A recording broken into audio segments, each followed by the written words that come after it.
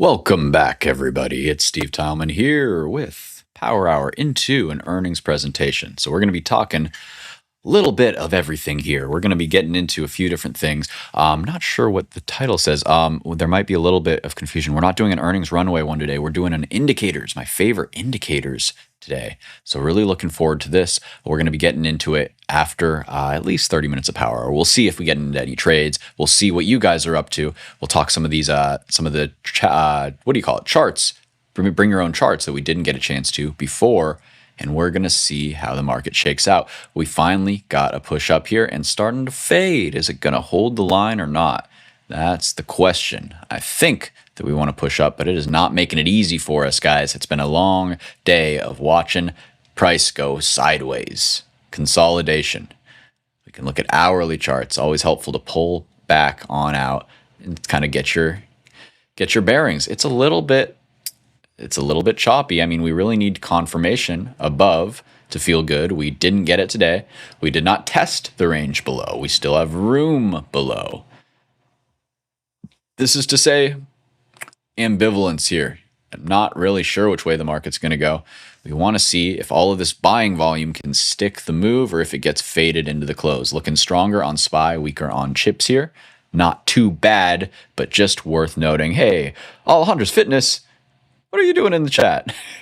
Good to see you on that side of the tape as well here. What's up, G Thomas? What's up, Tyler? How we doing, guys? How we doing? How we feeling? Feeling all right? Let me show you a few things. So this is my trading view, or I'm sorry, Thinker swim screen, and I am just watching a whole bunch of flags. Sorry, I know this is chaotic to look at, but essentially I got to keep my eyes on a whole bunch of different things. I am seeing in unison a whole lot of flags. We got this gold 5-minute flag that's trying its best to form, trying its best to break out there. We have same type of look. DRAM has been so darn tight all day long. Really liking that action there. And again, breaking these downtrends, trying to break these horizontal lines as well. TE, another one. This has been great for us, me and Adrian in the small cap space. Man, we took this guy from, let's look at on our other screen. Oh, and yeah, there's the follow through starting to come through on the indices. You love to see it. So TE, that's what we were looking at. So this is a small cap energy play, solar energy play for data centers. So what you get with this name is you get a Leopold play. He loved this name until he had to puke out his shares to Ken Griffin and the Citadel boys. So what we like is buying those dips with the jerks over there at Citadel, right? I mean, hey, what can you say? What can you say other than, man, it's a zero-sum game and some have to lose. You don't cry for him too much. He's still up 80% on the year when all's said and done. But man, how mean is it to hunt a guy on his wedding week? That's dirty. That being said, yes, I took my pound of flesh here. I got TE in down at 480 I was in. So a little bit, I don't even like my entry there. In retrospect, kind of a wonky entry on the gap fill, assuming it would go higher. I just saw the strength. I'm not gonna lie. I saw the strength off the 446, and I think I chased it a little bit there. It worked out. We got the move. I was trimming a little bit into 5. I was trimming much more when we popped into 6, and then I actually got a really nice sell-off right at the very, very top here. Let me show you that. I've been trading around this thing, so I don't want to get too crazy, but I do want to keep a core position, essentially. So I got a really nice fill at literally 630. Oh, mamma mia. Did I know it was the high? No, absolutely not. But what I did know is that I saw the 1-minute oscillator. You can see the 5-minute crossing over there just a few minutes after. The 1 minute gave me the sign that, hey, we're running a little bit hot. Time to cool your jets just a little bit there. So that's why I took it off there. Then it crashed. Oh my goodness, it crashed all the way back down too. I mean, a 13% move. It didn't feel great, but that's why you always trim into strength, because then you can buy those shares back cheaper. I bought them back at 550, 555, I think. I think I saw something around here. I saw, basically right at the end of the day, I was sitting here going, man, that looks too cheap. And then it washed out in a big candle here. And so then I think I got in like maybe here at 560 or something like that. I could check the fills. Regardless, long story short, immediately saying, hey, I bet it's going to run. Take these, sweep this again. So, hey, you know what I did? put a sell order right for the same place, 630 again. So got tagged in here, tagged out within 10 minutes. That was a nice trade, 20 minutes there for 15%, baby. That's what we do. Just trading simple levels, right? We saw the range, we saw it catch in the range here. And one other thing that helped me kind of feel good about this, where it pulled back was the golden pocket, the golden ratio of this low to high here. It's low to high. Let me show you that. So first off, we'll put our fib there, but we're going to change it so you can see it better and have more levels. Okay, and now reverse it. Got to talk myself through it. There we go. And look at this precision. So first off, you take the low, you bring it up to the high. Your equilibrium is the 50%, very important. What you'll very often see is the equilibrium ends up aligning right halfway through the initial impulse move. What that means is when you see the impulse move starting and you see the little pullback and that starts to push higher, you can very likely scalp it for a measured move of here to here, 9.7%. Let's see if they give it to you again. 9.5%. So very, very close. You see what I'm saying? It gives you a really good ballpark because in general, the market loves to move in these incremental steps. I hope that makes sense. Hey, Nigel, good to see you. Hey, Steve Canyon in the house. What's up, y'all? Learning the new Trade the Pool platform, G. Thomas? Awesome. Keep on letting me know if you have any questions on that bad boy there. A lot of robust hidden features in the settings. I'll be the first to say, they can get hidden in there and you don't even know they're there. Sometimes I'll just root around in there and find something I hadn't seen before. So yeah, just let me know if you have any questions. We got some OGs in the chat that can help steer you right. Anyways, to wrap up the TE trade here, just on the daily, I still think it's got juice. It's got the juice. Oh man, speaking of juice, NVIDIA just tagged a target that I had for the morning scalp. I stopped out of this one for a small gain just because I wanted to de-risk the chips when they stopped doing the crazy move. And NVIDIA just looked a little bit heavy here. So I got out. Let's see, I got in here, 222.59 or so. It was chopping. I wasn't sure what it was going to do on this. I actually got out before this little pop. I got out at 22.59. I think I got a buck out of it. 23.59. Yeah, sorry, I got a buck out of it, 0.5%. Fine by me, nice little scalperino, and I love the curl up here. I want to see this continuation because NVIDIA is Chad moding. It wants to bust out the top. Next spot for it, going to be these wicks at 231.95. Call it 230 to 232. Nice range there. And I'm liking what we're seeing, guys. Ooh, what else we got? Yo, BK Lemons in the house. BK Lemons, your name reminds me of something. I can't think of what. Is it a reference? Is it a reference to something? What the first thing I think of is, I don't know if there's any OG like stand-up fans, but like when I was a kid, I remember there was a great comedy album by Dane Cook. That's a name you probably haven't heard in a long ass time. Dane Cook. I don't know what the hell he's up to now, but he used to be the man. I used to be like, I don't know. Maybe it was because I was 12 years old in physical comedy. Very funny at the time.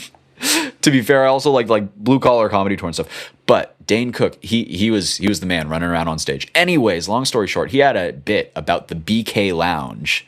He's like, you can't call Burger King's too cool to call it Burger King. You got to call it the BK Lounge. I don't even remember what his point was, but that's what I'm thinking of every time I see you there. Yeah, we talked about Vuzi. I remember you, brother. Of course I remember you. I just don't know what your name means. I think of that, and then I think of the lemon dude from Adventure Time. The unacceptable. That guy.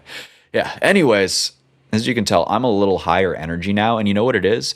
I don't have to sit there staring at 1 minute candles. I mean, I never have to, but I don't have to sweat it deciding what's going to happen on these plays. I have a lot more confidence now that we got the conviction. In this range, I was going through a little bit of trading psychosis, guys. I was hedging and taking the hedge off and hedging and taking the hedge off. And yes, I was making like $2 to $3 per play.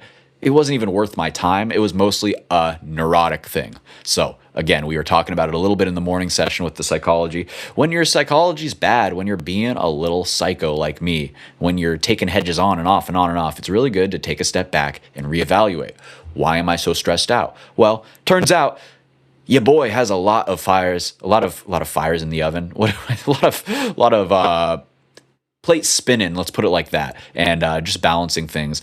It feels very easy to feel off kilter for me, and that's where I'm feeling like I have to like constantly be on both sides of the trade or something.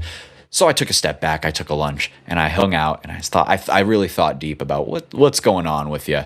And I came to the conclusion that I like the longs I'm in. So why do I care if they go down a little bit? I have dry powder on the side. I'm ready to load in if I need to. If I see a great short, yes, I'll hedge. But am I going to worry about what's happening in the garbage time? You know what I'm saying? This is garbage time. In the squiggles, in the consolidation, put an alert up here, put an alert here. Let them know when it breaks. They'll tell you. They'll tell you. Then you can watch there with a fresh mind instead of being cooked mentally like me, watching this go back and forth and back and forth and back and forth. So that's what I'm saying. Talk saying sit further back from the screen. Well, just because you said that, I'm going to get closer just to piss you off. Probably right there. Talk's adding GFS today. Interesting. Is that the foundry? Global Foundries? Okay. Talk's buying chips. Wow. Why couldn't you have told me that 20 minutes ago, Talk? Is it popping because you bought? Is that you loading in? Wow, that looks amazing. All right, I'll buy a starter, just a very, very small tester, because I think this is amazing and I know I'm going to forget. And this is not a chase for me. You can even see this high time frame zone. And I bet you this is why you're looking at this too. I don't know what the hell I'm drawing. Never mind. I thought it would be a lot clearer when I looked back, but for some reason I have this zone and it looks like it's finding support in there. I love this one. This is a name that I really like. It's one that, man, we can look at the longer term setup in just a sec, but it was a crazy inverse cup and handle that failed to break down. And then it got the amazing move to the upside. Let me stop yapping. Let me grab a few shares here. Just a few, just a little taste. Don't blindly follow anybody's plays, even somebody as smart as Talk. I'm doing this not just because he said so, but because I instantly recognize this pattern. I like it. It's a long-term dip buy for me. Can I get a better price next week? Maybe. But that's why I'm buying 5 whole shares. 5 whole shares, pulling the trigger. We'll see if we get filled in a sec here. There it is. 53.85. Yes, I'm buying the high day. I'm buying the W break. Talk probably bought a little earlier because, well, you know, Talk's just got it like that. But hey, I'll buy this too. This is where I usually add. Usually I try to get a position here in the higher low. If I'm wrong, I stop out on the low of the structure. If I'm right, do I sell the high of the structure? No, I add here. Now I have 2 tranches, 2 circles, boop, boop, and then we go for the measured move. Bada bing, bada boom. Oh, whoops. Where are you at? Extensions. Logarithmic. Remember, guys, always have your indicator set to logarithmic, and we'll be talking about this shortly as well. But there we go. Logarithmic. It doesn't really matter for this, but you know, in a wider range, the log definitely helps be more accurate, in my opinion. So the first stop for this, $55, $56. You see this little gap here. You see this little hole in the volume shelf, and then you see the meat and potatoes up here, the big chunky stuff where there's a lot of trades. So in this case, I think that that's a really good place where we could come up and potentially reject. So I'll take a little off there. I don't want to be too greedy when I'm adding into strength like this. By the way, I am up 6 whole cents on my position. Congratulations, Talk. I'll send you your cut in the mail. But if we get the break here, then we got 59 coming up. I love the 60 handle. I love this high volume node. And I think this one could very easily recover all this move and more. Because I think this is a good company, and I think foundries are a good place to be in. They're going to be, they're more like, I think that I would say, oh, that's nice. Look, we pull this downtrend line down, and it just bopped right back there, back tested, and now pushed off. I mean, this is a very egregious move, right? It's a boom, crazy 100% move, boom, crazy, what is this? Yeah, 50% loss, so I guess it was a 100% move. Yeah, over 100% move there. So, I mean, a mean backtest if you're just holding. But man, if you sold somewhere up here, which I'm sure Talk did if he was in this, if you're coming back here, this is a great place to double dip. And I bet you anything, if we pull our handy dandy Fiberinos here, we'll get the same golden pocket pullback that we talked about on, what was it? It was one of those charts that we just talked about. Where is it?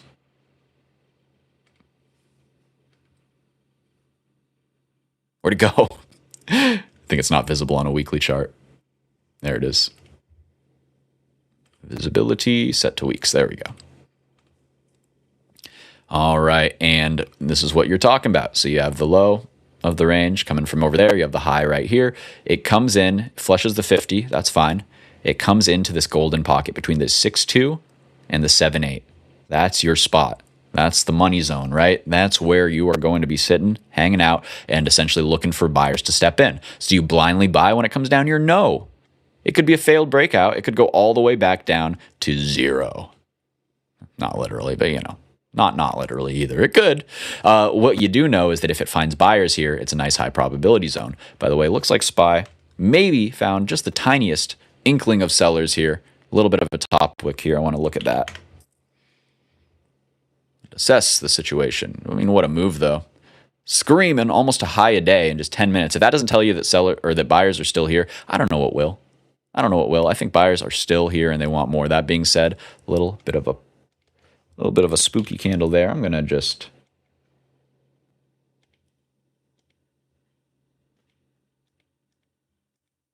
talk to myself real quick here. Just setting up a potential hedge order just so I don't have to watch. Am I really worried about things about my longs? No, but if we start really cooking on down, I just want to be able to quickly hit a button to get me feeling better. I'm still watching my secondary indicators, still feeling pretty good overall about this price action. But just respecting a bit of a decent sized top wick there. How are we feeling on this pop into end today? How mean would it be if this was the right shoulder of a Head and Shoulders? And that's kind of just why I want to play just the hint, just the smallest hint, careful here. Because chips have been doing this. They go and reach for liquidity. This one just reached for this liquidity. Now you're going to reject on me? Could happen. Could always happen. You always got to be ready. Sorry about those pings if you heard those. Got some Tesla alerts. Somebody's buying Tesla calls. Actually, Tesla long calls. TSLL calls. You don't see that very often. So we'll keep an eye on that. I got more charts to show you. I just want to be mindful, be cognizant of how fast we've moved up, and just be ready to, potentially hedge the downside. That being said, what did I just say? I said, Steve, chill the hell out. You got decent positions. You're in stuff that's working. Why are you so stressed? Why are you so stressed, Steve? I don't know. It's a great question. Let's get back to, let me check in on the comments. Yeah, Steve overthinking. I looked back 7 minutes and it still is applicable now. USAR up 10%, 11% today. That's beautiful. Let's take a look there. So, I mean, Trump told you guys. He said, magnets, buy magnets. I don't know what they do, but you should buy them. And, well, gave you free money again. You can hate the guy. You probably should hate the guy, but you can't say that he isn't giving you free money. So I think that it's a great move politically. He's just shooting it straight down the middle, saying what he's going to do, saying what he's going to pump. And then you know what? Anybody who believes him, all of his sycophants, his little cultists, well, they get paid out. They vote for him in the midterms. Everybody else, all of those stinky, dirty liberals that he hates so much, well, they're not going to follow his trading advice. Come on, let's be real. Liberals don't have Roths anyway. They don't trade the market. It's only libertarians here, right? I'm just kidding. It's an interesting political gambit that seems to be working well for him in that regard, but I don't know if it's enough for the midterms. That being said, why are we getting political? Who cares about all that? I do think there's some cool political trades that we can talk about going into midterms and after it. We will be talking about that. But for now, we're talking magnets. What do they do? I don't know. Go up, I suppose. Beautiful. This was $13. Oh my goodness gracious. I'm kicking myself because I was thinking, hey, I just need to wait for a sign of strength. Then I forgot to look. So let me change. There we go. The interval so we can get this on a daily here.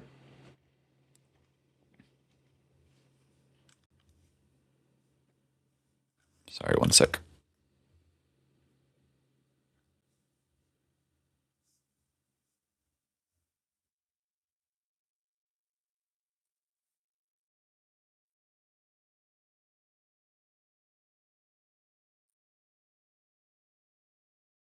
Parsing through some orders here. There we go. So what I'm doing, I'm long DRAM for my chips play. DRAM nice and strong today. SOXL just a little weaker. So what am I going to do just so I can not have to think about it? I'm going to hedge half the size in the I'm shorting SOXX, right? Because I'm long the thing that's stronger. So it's a little bit of a pair trade. Do I think they both go up? Yes. Am I capping my gains? Yes. Am I a little bit anxious about getting really into a presentation and then not looking at anything after a biggish move up when chips have been giving me trust issues?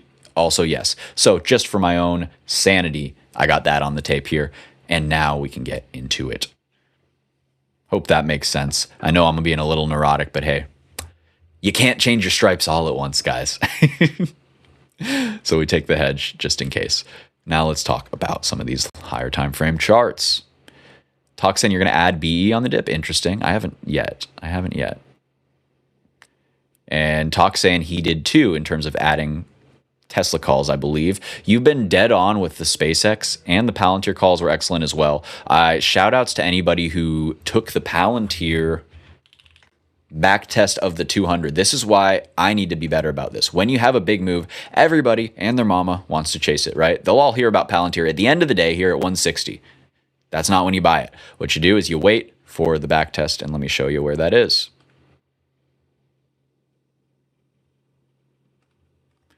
Need to pop my moving averages on here.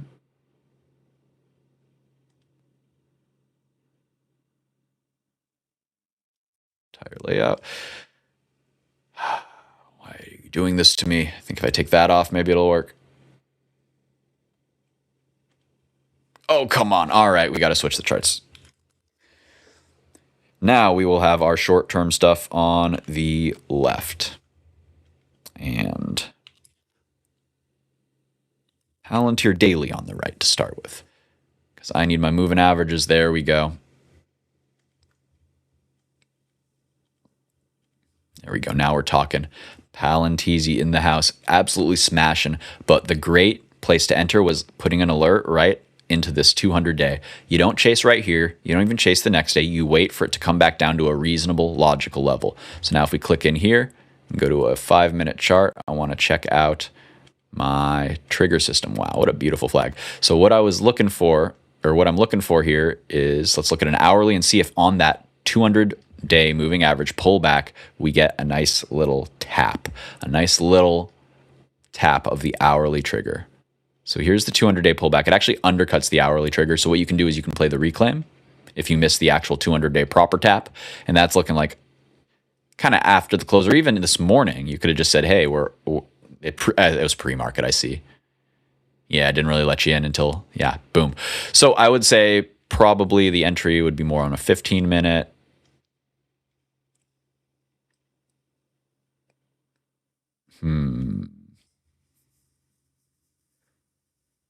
So in the morning, it flushes out to the 200 and catches. So if you don't buy there, you get popped back up to the hourly and it does reject. So then you could get in the higher low here, I think. And with the, it's kind of still front running. But in general, I like to buy reclaims of hourly triggers, especially when they align with big daily moving averages like that 200. Lovely, lovely trade here. Shout outs to everybody who took it. I didn't want to hold through earnings. I got chopped out basically. I got in at 130. I got stopped out at 128, basically on the loss of the candle that I got in on. I thought it was basing. Womp womp. Whatever. Small loss. Definitely wish I had held there, but it is what it is. Great job to those who did hold the line.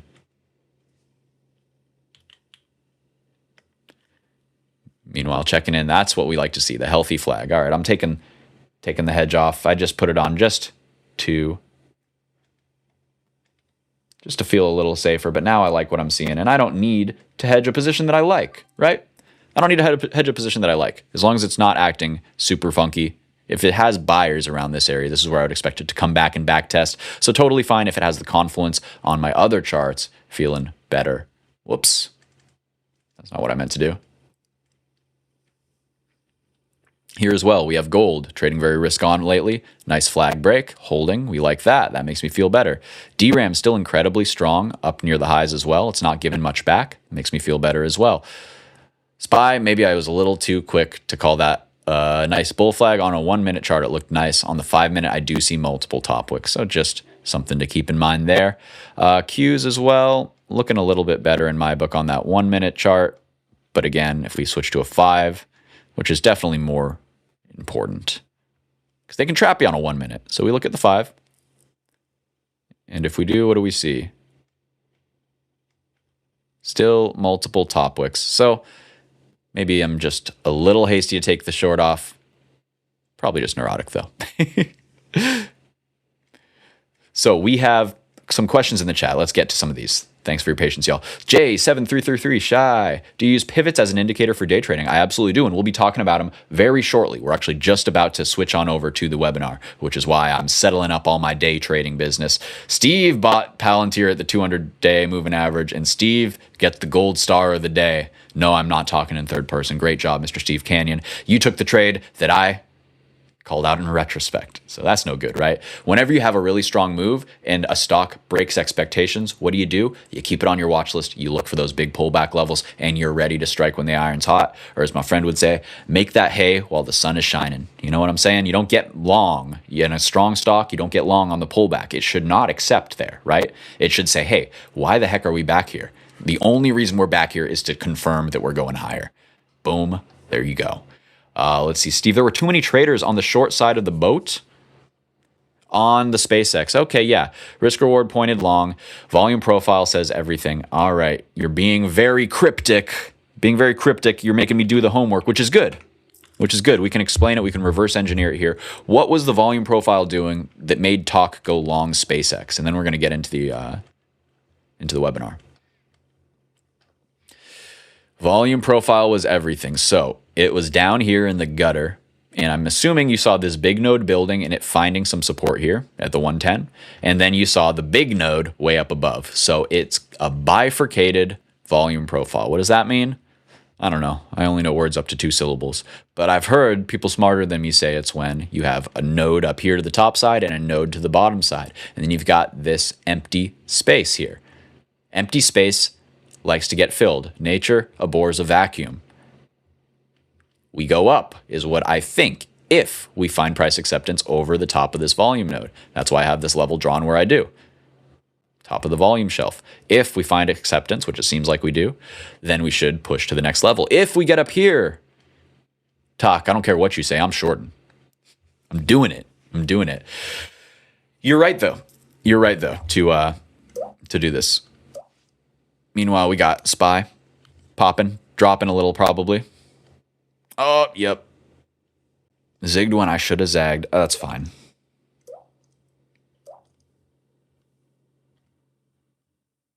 All right, it was nice while it lasted. Now I got to just go risk off so I can focus on our talks here.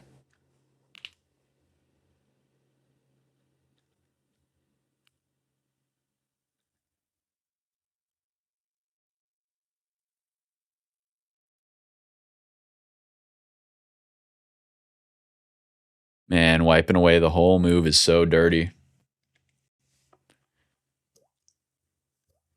Let's see. Bear with me. Sorry about that alert.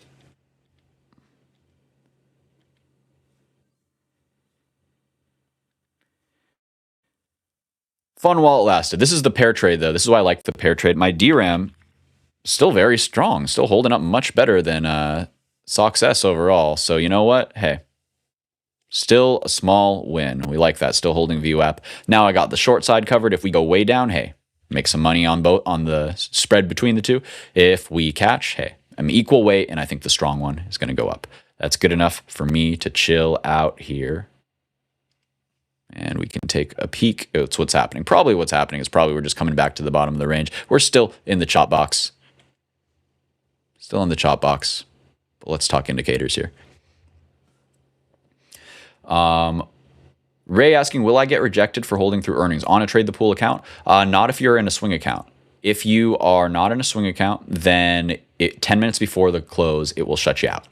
You can get back in with up to 15% of your account. It's just going to be important that you be responsible, basically, right? Don't go sizing in crazy, because if you do go over that, well, then we might have to invalidate the trade, right? And nobody likes that. There should be an automated system that blocks you out, but nothing's perfect.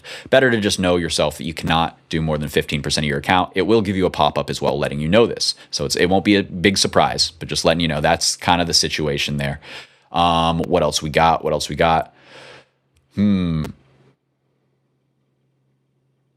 Yeah, Josh putting something interesting out here. All week long, we heard the fear basically building in SpaceX. Everybody was going to sell, right? Well, maybe that was just too one-sided of a trade there. I think talk's right on the money in that regard.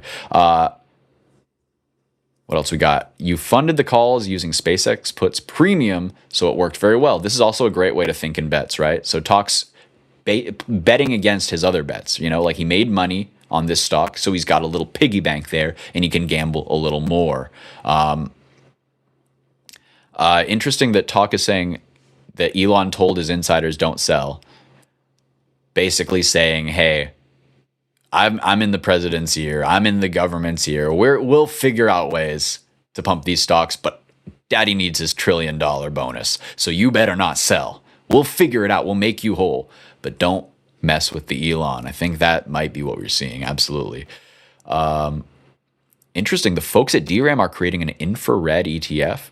Okay, I was like, I don't know what that means. Infrastructure. That makes more sense. Okay. All right. I like it. Well, let's see what else we got going on. And then we're going to get into this.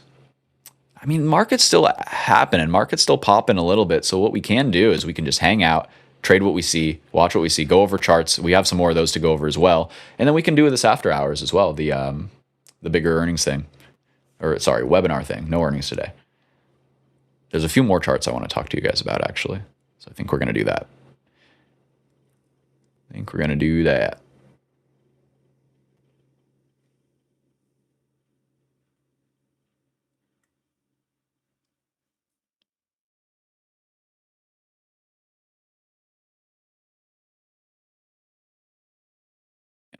Cool.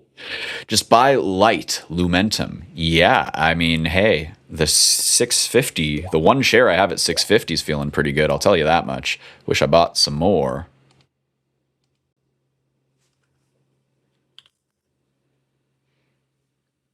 Yeah, SPY is just such. I was gonna say something that isn't very polite. It's just not acting right. Let's put it like that. It isn't doing the right things, and it makes me think this could be a really vicious right shoulder, or it could just hang out, just scare people here, do a whole lot of nothing. There's a few stocks that aren't doing a whole lot of nothing though, and those are the ones that I want to talk about. I think Q is looking a little bit better, looking like it's more of a flag. So here we have the downtrend line kind of respecting, which is fine. It could still be a short off of this, but this feels like better bullish structure than SPY here, where it's all wonky. You got this. What's up with that? Why is it going up? And then I don't know. I don't like what I'm seeing here compared to that kind of just more uniform trend there. Right, SOXL should find a bid here if this first impulse move was real. Am I going to take my hedge off? No, I'm tired, guys. I'll let it do what it's going to do. SPY's still relatively weak, which means at least our longs seem to be in the right place there, although they are lagging from that pop. Anyways, QCOM's been nice today, Josh. Let's look at QCOM. Holy, this is not what QCOM usually does. It's usually very weak relative to the space. So I'm assuming there was some news. Let me know if you know what it is. Definitely very strong chart there, and this is finally recovering pretty darn decently. And I wonder, somebody asked me, is it time to long QCOM off the 200 day? I think that's what it was. Let's find out.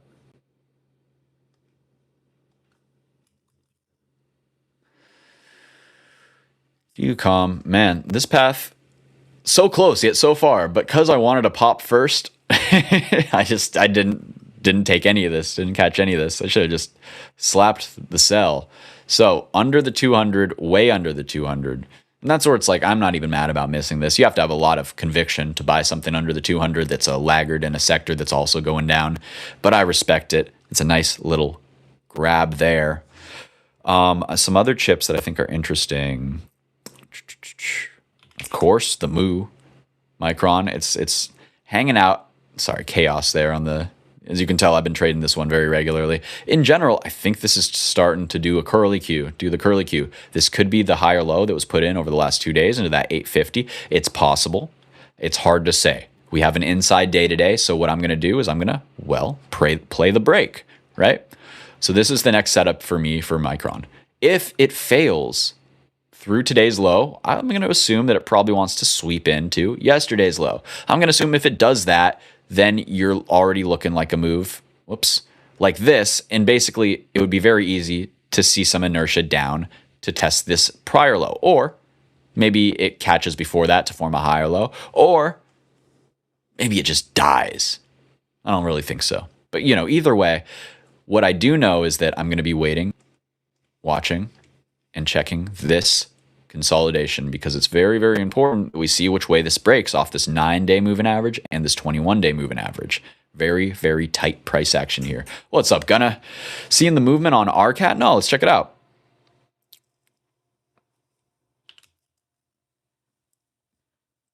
Okay.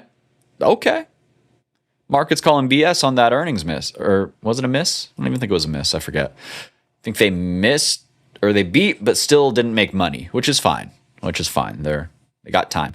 Yeah, so these are ones where you can just, if you know enough about the company, you can pretty safely buy dips on earnings and feel like, hey, if the earnings weren't like catastrophically bad, if I know why they got punished and I don't think it's a big deal, I can tap in here and pick up some shares. Another great example of this, and Adrian gave us the cash money long on AAOI after earnings. He said, the more I look at it, the more I think it's BS. I don't know why they sold. And you know what I said? I said, you know what? I think you're right. You know what else I said? I'm not going to add any because I already have some. And I didn't sell at the 140, so I didn't feel like I had the luxury to add back here.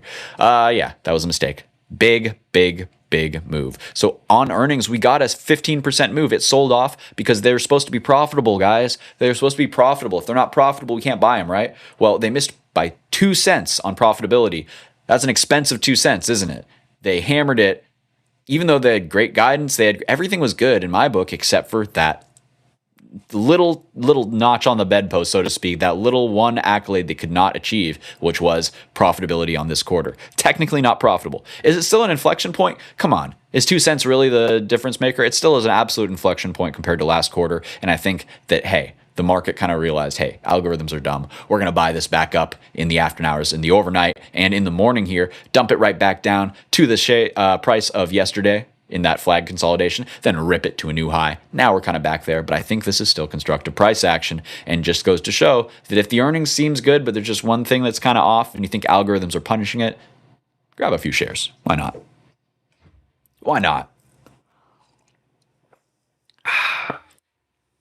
What else we got going on?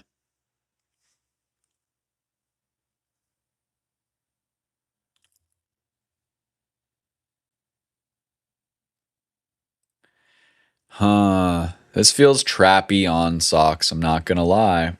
I don't like it. I should probably just play this like I'm doing for Micron. Just wait for more confirmation. But to me, this looks good on the daily. This looks better than Micron on the daily. And I want to be a buyer here. I really want to be a buyer here. So I want to have a position. Yeah. I'll keep it. I'd like to see just a little bit of a higher low into the close, but we only got 20 minutes left. I thought we had seen it, and I wouldn't like it if we lost this low. I'll be honest with you. Wouldn't like that. A few more charts to talk about here, though.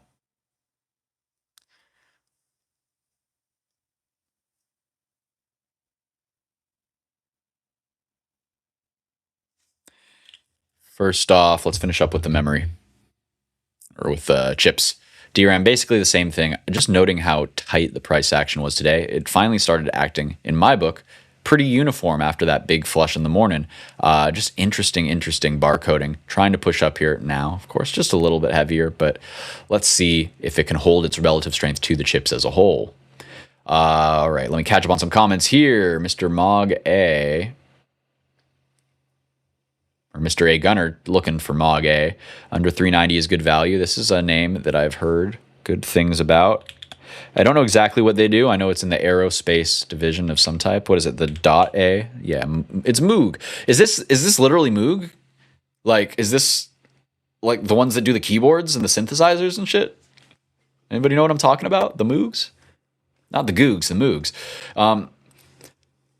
Very cool. If that is what they do. This looks good. This looks really good. Reminds me of like ETN, I think, a little bit. The chart, not the fundamentals here. Interesting, nice confirmation of a base here. Not technically a high or low. So for me, These setups mess with me because this looks like it's ticking all the boxes except for this low swept out the first. So I need to wait for one more pullback, and I think that's maybe why you're mentioning. I think we're in the same of the same inclination here that one more pullback would probably be healthy. You say under 190 or 390, I like that. You got the volume shelf there. It undercuts very often into the low volume node here. So 385 or something. 385, a little flush out there. Pretend like it can't hold this rising 50-day moving average. Then come back, sweep the high. Come back, test the point of control, all of this kind of cluster of moving averages. Then push on yonder up into the horizon. That's what I'd really like to see here on the Moog. The Moog. You just got a BE alert? All right, let's look at BE. Interesting. Okay, yeah, coming back to the 9-day moving average. All right, fine. Fine, talk. I'll buy one more share. I've been waiting to average up. I'm going to brag about my entry. We should look at the intraday chart. I should not be like all euphoric, just slap and ask just because you got an alert. You didn't even say you were buying. And even if you were, that's not enough for me to get in, despite how good of a trader you are, my friend. Got to look at it myself. So the weekly trigger for me, 211, that's the rough area I'd be looking anyway. Got a nice pop here. It's acting right. I will wait on this. I will probably regret it. I will wait just because it's a little bit extended for me. If it was reclaiming this 210, 212 area, I'd be much more inclined to take it right here. Still under VWAP, still probably a discount because really what we're doing is we came back and tested these moving averages. If you're a bull on this name, I don't think it's a bad place to get involved on a swing, on a daily chart. You're still under the 21 as well. So it's really not that much of a chase as long as you don't, you aren't scalping 1 minute candles, I suppose. It's just tricky. I think it's still a megaphone. It's just sloppy. All I really knew was, hey, wow, this company's hot and it's under the 200 day. I somehow managed to get in at 160. This is one of the best trades I've ever taken in terms of snipes. Guys, it's not a big position because I was buying something that was risky under a 200 day. So it was not a big position. I'm not going to pretend, not going to front like it made my year. Did make my day, though. Having a couple shares here at 160 definitely feels pretty good. Also, did I see that Trump bought a 1% ownership stake of Pew? P-E-W, is that the gun company? Oh, geez, grab a gun, digital holding. Oh, Jesus Christ, guys, what the hell are we doing here? What the hell are we doing? It does look good. Looks like a W. What can I say, man? What can I say? Yeah, probably buy the gun company that Trump, the digital gun company. Like, what do they do? I don't know, man. I remember trading POW. That one was fun. Outdoor holding company. I think they changed. It used to be something else. It used to be a gun company named POW. So that one's fun. What's the other one? SWBI? Smith & Wesson? Yeah, Smith & Wesson. So, guys, this is another midterms play. Everybody's going to think the world's going to end. They're all going to say go buy guns because democracy's ending. Eventually they'll be right. I don't think they'll be right this time, though. I don't think it's that dire yet. Hopefully. Regardless, keep an eye on SWBI for that play. A few other geopolitical plays that I want to put on your radar. Well, first off, Alibaba. I think it's beyond time. I think we're into the breakaway rally. I think this week we gap up and we don't look back. If we do look back, I buy more at 125, 122 to 125. I just bought some more today. Am I quote unquote chasing? I don't think so. I think it's forming a nice 4-day flag. I think it's forming a megaphone, and I think it's a very strong name, and it's going into Xi's meeting with Trump in September. So I've been watching and waiting for China to catch, for the market to care. It's been a while. I missed the actual bottom, and boy, am I kicking myself. I literally, guys, oof. I had a weekly call on this Monday, and I sold it on Tuesday, the day before the news that they were off the do not fly list, so to speak, off the, whatever that national security ban thing was. Well, they popped 12%. My contract would have been a 20 bagger. I don't care. I don't even care. Doesn't even bother me at all. Whatever. I revenge bought shares at 113. Not a lot. Still not a lot because I was tilted. I started the position up here at down here. Up here, whatever, back here at 125. Did I monetize into my daily trigger like my system said? No. If I did, I would have gotten one nice little Bangarang 16% play. I would have gotten another one if I rebought the moving average reclaim. I bought another scalp for 7%. I could have even done the same thing, done the damn thing a third time for another 7% if I was cheeky enough. Instead, I just held through all of this because I was stressed about other shit. I was busy man, and boom, killed me. I don't care. This is one company that I have such conviction in. I have such conviction in that I don't care what it does short term. You know why? Because I know what they're up to. I know what China's up to. I know how much the U.S. market loves, well, actually hates, rewarding China for what they're planning longer term. They are very spooky. Ooh, invest in a communist country. Ooh, spooky. They forget about the capitalist characteristics. They forget about Xi being a very competent leader and his policies seeming to be playing out here in multiple regards. So the one in this that I'm looking for this trade, it's pretty simple. They're commoditizing AI. They are spending state government money. It's like if we were, funding OpenAI in the frontier labs over here. They're doing that with Baba. And you know what? I think that it's good for AI overall. I don't think it's bad for AI. I think that's what everybody was scared about the DeepSeek moment. I think it's good to light a fire under the asses of the capitalists. Get them a little scared. Get them working harder. Gotta generate that revenue for the shareholders. Am I right? Am I right or am I right? So yeah, I think Baba, great trade. Longer term, can it pull back? Yeah, definitely. It's a little extended here on the daily in particular. On the weekly, it's just getting started though, and we had this nice upward trend, just big moves, and we caught the meat and potatoes of this with shares, not options, but shares. Very, very, very good trade for us in the 2025 zone. Caught it once in the beginning of the year, banking into the 130s. I didn't catch all of it. Last out at 140, did not get the 150 tap, and came back, got back in somewhere in this consolidation for the big old run up, and I was out at target was always 190, and that's because it was a 50% of the entire range. So I think that was my last exit. Let's double check. Yeah, that's why it was one of my favorite trades. I forgot, but literally 188. Did I hold the entire position there? No, not at all. I was out a third at 133 on this big candle on the close because I didn't want to hold. Then I was out more when we swept this wick here. Then I was out probably another quarter or something into this volume. It would have been this little wick on the left side of the screen. So 180 confluence there. And then, yeah, just the very few last shares there. But man, that was a fun one there. What else we got? Smith & Wesson sounds like a rap group. Oh, is it a rap group? Smith & Wesson? That's funny. I didn't know that. That's a good rap group name, gotta say. All right, let me catch up on the comments. Mike D. Rida in the house. Well, about to take me a hit of this chronic bubonic since they ain't here. I don't know who they is in this regard, but yeah, go do your thing, brother. It's your thing. Do what you want to do. Socks, finally catching. All right, making me feel a little bit better. Making me feel a little bit smarter about, well, just trusting that this low is going to hold. That being said, now I just flipped red on my hedge. Oh, actually, no, still green on the hedge. So I think I hold it until I go red and I get confirmation of socks out the top here. Probably doesn't even happen today. I probably just sleep good this weekend with a little bit of a hedge on. Who knows what the big dog in office is going to say this weekend. As you guys know, no war allowed during the week, but on the weekends, fair game. So we could see some shaking and some bacon. What else we got going on? We got 9 minutes left. Then we're going to get right on into the fun stuff, the earnings. I keep saying earnings because it's after hours. The power hour, it's also not that. Guys, it's been a long week. Cleo, I wasn't petting you.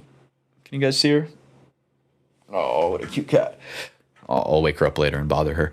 But what you need to know is that we're going to be doing a webinar. Not power hour, not earnings, a webinar. We're going to be talking about my favorite indicators. We're going to be going through them. We'll have cam pivots, how I trade those. We'll have volume profile, how I use that in conjunction with volume to be a volume or just a volume trader, volume action trader. What else do we have? We have some of my favorite stocks that I own going up into the close. So let me show you that real quick. Mr. Gold, really beautiful flag break here, consolidating nicely into the bell. I love that. Same with DRAM, flexing its muscles over the sock Sox S, or sorry, the Sox. I like that. My TE flushing out just a little bit in general, though, holding this flag structure. We like the stock. I'm still holding this one. BABA just a little weak into the close. We don't care. We don't care. It loves to drop into the close, and then when Chinese market opens, it rips very nicely. All right, we also have sign of strength on Qs over SPY into the close. SPY also looking very strong. I do not think it's a time to be short overall. I think it's a time to be risk on still. I'm liking what I'm seeing here across the board. But what caught my attention was CLPT waking on up. CLPT, I love this trade. It is a beat down biotech company with amazing fundamentals. They get punished for BS, and I do believe that smart money just loads the boat every single time because they know what the outcome is going to be. With a very high degree of certainty, this is going to go up significantly if you're patient enough for those, those clinical trials to come out, for the data that it needs to kind of turn that corner, get that move going. I'm going to double check and make sure I'm not overhedged.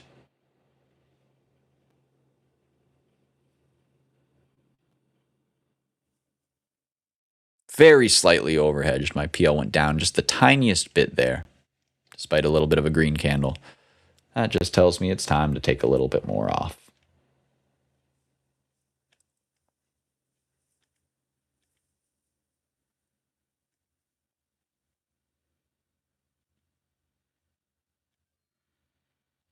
All right.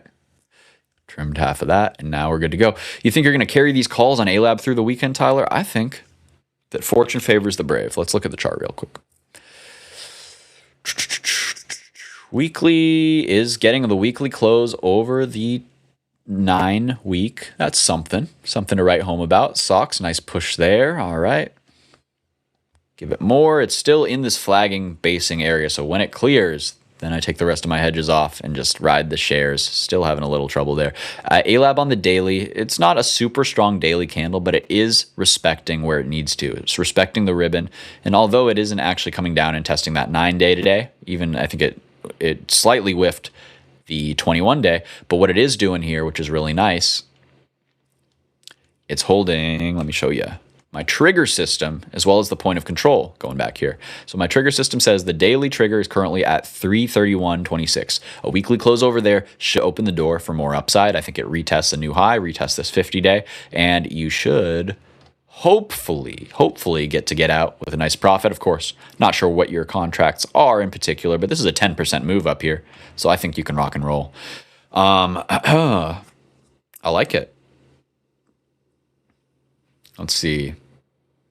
Tox giving the blessing, it sounds like. Like to hear that. Tyler loosening up. Yeah, I love to see it, man. Steve, did I take calls on TAN? No, I bought some shares, though. Did you tell me to? I always forget. This looks really nice. Look at this. A higher low. I bought yesterday. I bought, what did I buy? I didn't play TAN. I've been playing TE for my solar. TE's been doing gangbusters for me. I booked like, I don't even know. It was a lot of percentages. In 480, I took a big chunk off at 630. Yeah, 32% move in a couple days. That's one of my best trades of the month. So that's how I've been playing it. I think that there's so much room on these solar. This is another geopolitical play, kind of, because I think one facet of why these are catching is, well, I don't think there's going to be a whole lot of conservatives getting elected in midterms.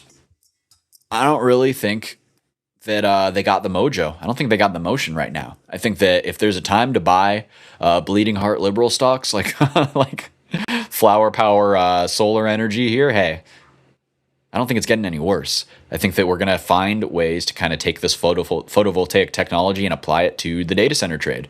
You know what I'm saying? I think that there's more upside to downside to these. And I know that's a contrarian trade. Maybe not anymore after this big run up. Now probably it's contrarian to be short. But regardless, I think that there's still a lot of juice. And we were saying the same thesis was still in effect down here. That's what we, used to play this. I didn't catch the whole move. I was out most before this kind of blow off top. But we were in Solar Edge, Enphase, and I hold runners of both of those. Fun stuff there. Thanks for putting it on my radar. SpaceX just peaked and dropped, and it's gone. Let's take a look. Whew. What do you mean it dropped? 2 minutes ago? My brother, patience. You're getting a beautiful move here. Look at that. Just smashing through this first, the top of the volume shelf that we talked about. And look at the precision. I didn't draw this today, guys. This just goes to show levels matter. TA works. It tests it for the first impulse move, comes down, catches on the moving averages, specifically this 50-minute moving average on the 5. So 200-minute on the daily, roughly, I bet, or intraday if we go there. Bada bing, bada boom, guys. When you're extended on a very strong move or intraday and it gets into a big level on the upside, it needs to come down, right? Where do you look for it to catch? The 200-minute moving average should provide support on these high flyers if they are really, really strong and continuing to move. So it goes like this. Oh my goodness gracious. Soxel, are you bussing? You're bussing out the top of the range. We love to see it. That's why we closed them extra hedges. Oh, you guys don't know what this range has done to me. You don't know. It took a month off my life here, and it's not done. Back in the casket, back in the range. No, I do believe that eventually we're going to break through this once, twice, 3 times. Maybe this is the third knock to punch through. Maybe it comes back once more. But just the fact that it snapped back so quickly after this big impulse volume move, especially after this high volume came in, that makes me feel much better about the continuation next week. What else we got? Home power fiction is the new fad. What the hell does that mean? Is that a new genre of books? Okay, here, powerification. I don't think that's a word either, Talk. I think you're wilding today. Gunner saying intimidated with the solar industry. FCC just banned a lot of inverters. That I actually didn't know that. So thank you for putting that on my radar. I got a little homework to do. Interesting. Tyler calling the Snaps rally into close. SNPS. I always call it Snaps. It's Synopsys. Synopsys. Very high quality company. And pencils down, folks. How'd we do? I'm up 3% on the day. Nice. Very nice. We take those days for sure. Kratos running. Kratos, the god of war itself. What a fun name for a we build things that kill you company. Gotta respect it. I love a good mythological or good astrological name. Yeah, it's interesting to see how many companies do this and how it's very interesting in terms of the image that they cultivate, right? So obviously Kratos, war, yeah, that makes sense, right? I always think Hermes is interesting. Hermes, however you say it. Basically Hermes, the French brand that's like super, super luxury. They're all, they're playing off of that kind of like, it's almost like a prestige going back to like the Greek and Roman days almost. It's interesting. Talk about brand recognition, right? I don't know what I'm rambling about. It's been a long day. There's the bell, as Ray says. What's up, Ray? Glad you're still here, man. Oh boy, new contract for AVAV. Guys, this is so cool. You guys are so active that like I have stuff to talk to you about, but we got enough to just run it based on what you all are talking about. This is looking like a long-term buy now, isn't it? Looking like it may be a little bit of a long-term buy here. And so what I'm seeing, nice spacing, and these are into some big levels. You see these chunky yellow zones down here? They're here for a reason. That's where we broke out that time. If we go to a monthly, probably be even clearer. It's like, I don't know what to do because, I'm going to be real. These stocks, or these charts, I freaking hate them. I don't like them at all. Looks like a meme. Looks like something I can't actually invest in, right? Crazy base, crazy rally, but when something doubles this fast, I guess it's not that fast. It took a year to double. So maybe it's not as bad as I like to say. But I can't lie. It's basically, I need to recalibrate my brain. My brain goes, with this is trading in such a range for such a long time. It pushes up so high. It comes all the way back down. In my brain, this is so stretched that it's going to take a very long time to reset, almost like a GameStop type squeeze. What I have to kind of reprogram my brain to do, I think, is say, hey, this was a low, and we push up. We form a new range. We're coming back down. We're holding. I'm going to actually remove all my drawings here. Start fresh. We're holding and finding a buyer after sweeping the 7 and 8 fib. The 786 fib in a range is very often where the market makers, or where where the market, I'll say, where the market will drive price down to make everybody capitulate who was long, maybe from a 50% pullback, maybe from before they're long term and they go, this is going to 1,000. I don't care about 400. I'm not selling. Insane if you do that, but whatever. Regardless, if you didn't sell up here, you're feeling really bad, but you're forced to kind of sell down here, right? This is a great place to liquidate longs and rebuild positions for institutions. Hey, Steve Trist, you're new, but SpaceX going past 140? You don't have to qualify that. You're not new. We've seen you around enough. You're still in the learning process, just like everybody else in here, myself included.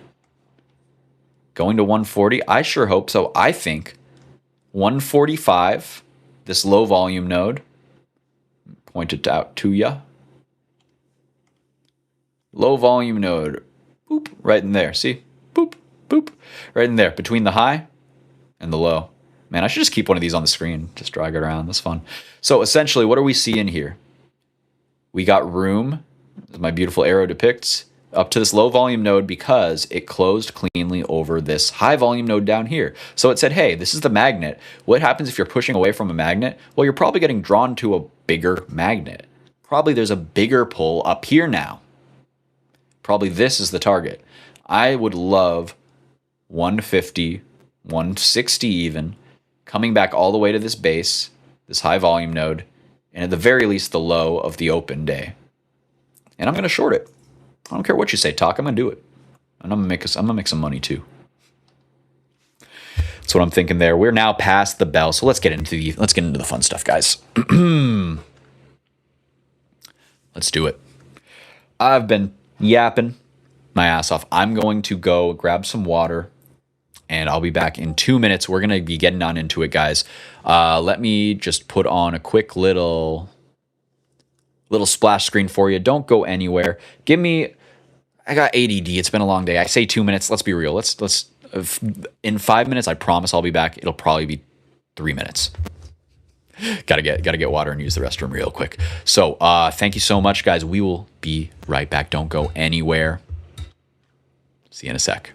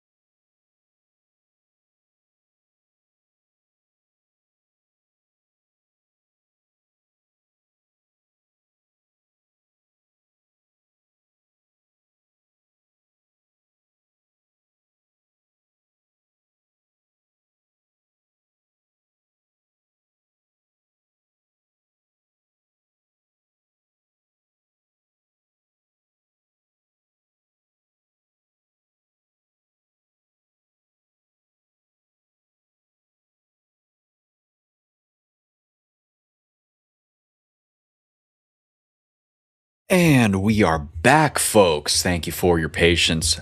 I got a cat who wants my attention. Hey, Cleo. So, here's what we're gonna do. We're gonna put the cat on the lap. We're gonna get into the toolbox here, and we're gonna talk about all these great indicators that I use, how to use them, and you know what? After we're gonna do some examples as well. So, thank you so much for your patience, everybody. G. Thomas saying, I think early next week we see a bunch of green. I hope you're right, brother. I'm positioned for it. Let's see it. Show me the money, as they say. Get this out of the way here.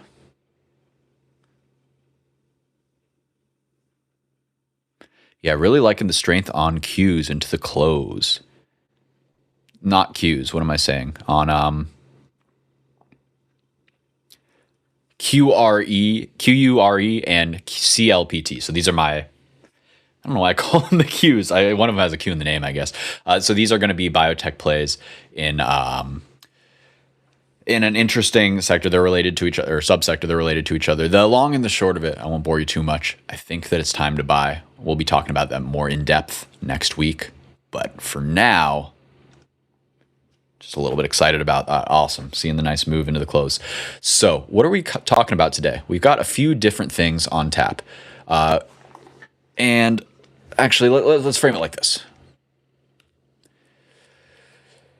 I basically get this question constantly, guys. Almost every chat, somebody's asking, what indicators are those on your screen? What do you actually use every day? Do you always use all of them? When do you use which? It's always some variation on what the hell is going on with all these squiggles on your screen.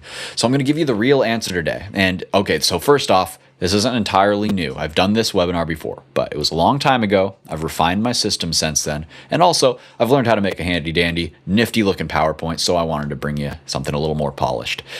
So yeah, nothing's going to be hidden here. No, like, come join my paid Substack, and then you'll get the real information. We're laying it all on the table, and I want to show you how I trade. It's also not going to be a grab bag of like 40 different indicators that nobody actually trades with. I'm keeping it relatively consolidated. There are more that I use, but I don't use them all every single day, right? And the ones that I use most consistently that I consider indispensable, these are the ones that made the cut here. So what's left is a pool of 8 tools that I use live on my charts. And I think that there's real value here. I use them for every session, like I said. Helps me define what the trend is, what the what the expected move that I'm looking for is. If the move's real, if I should even trade this move, and also, most importantly, where and when do I pull the trigger? So by the end of this, you will know exactly what's on my screen, and more importantly, why each one earned that spot. Moving on. I'm chilly. I'm going to turn my little heater on.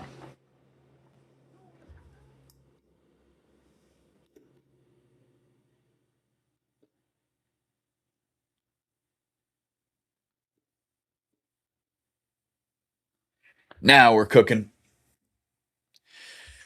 Have I mentioned I have ADD? Anyways, let's start with the philosophy here. The philosophy. I don't know why I said it all weird. The tools don't really matter if the framework's wrong. That's kind of something I always try to articulate. If you don't have the good basis for what's going on, you got to have the right framework. Otherwise, the actual information that you put in there, it's just not going to be as valuable. Give me one sec here.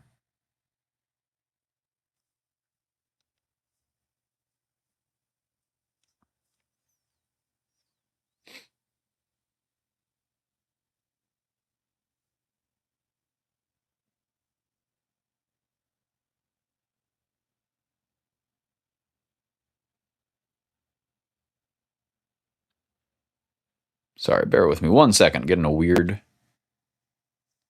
notification. I see. That's always fun. So I had to double check on 3 different brokers. My shitty broker was telling me that one of my stocks was down like 12%. It just isn't. Very strange. Whatever. We're going to just move right on along there. Pretend that never even happened. Very strange. Back to the good stuff, guys. So philosophy. Here's the whole gist. I grouped them into eight spots, and they basically do 4 jobs. So you got the trend first off, where price is going. And like this is a structural thing, right? You have value. So like what's the fair price right now and who's in control? You have conviction. So is this move backed by real participation or is it a hollow fake move? You also have timing. Given all of that, when do I actually pull the trigger, right? 2 tools roughly per job. There's some overlap, but in general, I was thinking about how to group them and this kind of made sense in my mind. So trend is going to be first off the moving average stack. We're going to be talking about, I'll just mention them real quickly and then we'll get into the details. I use the 9 and the 21 effective or exponential moving averages. So these are the ones that are more finely tuned to recent price action. They're going to be a little more reactive than your simple moving averages. For the longer term ones, I go with the simple. Keep it simple, stupid. The 50 and the 200, that's where it's at.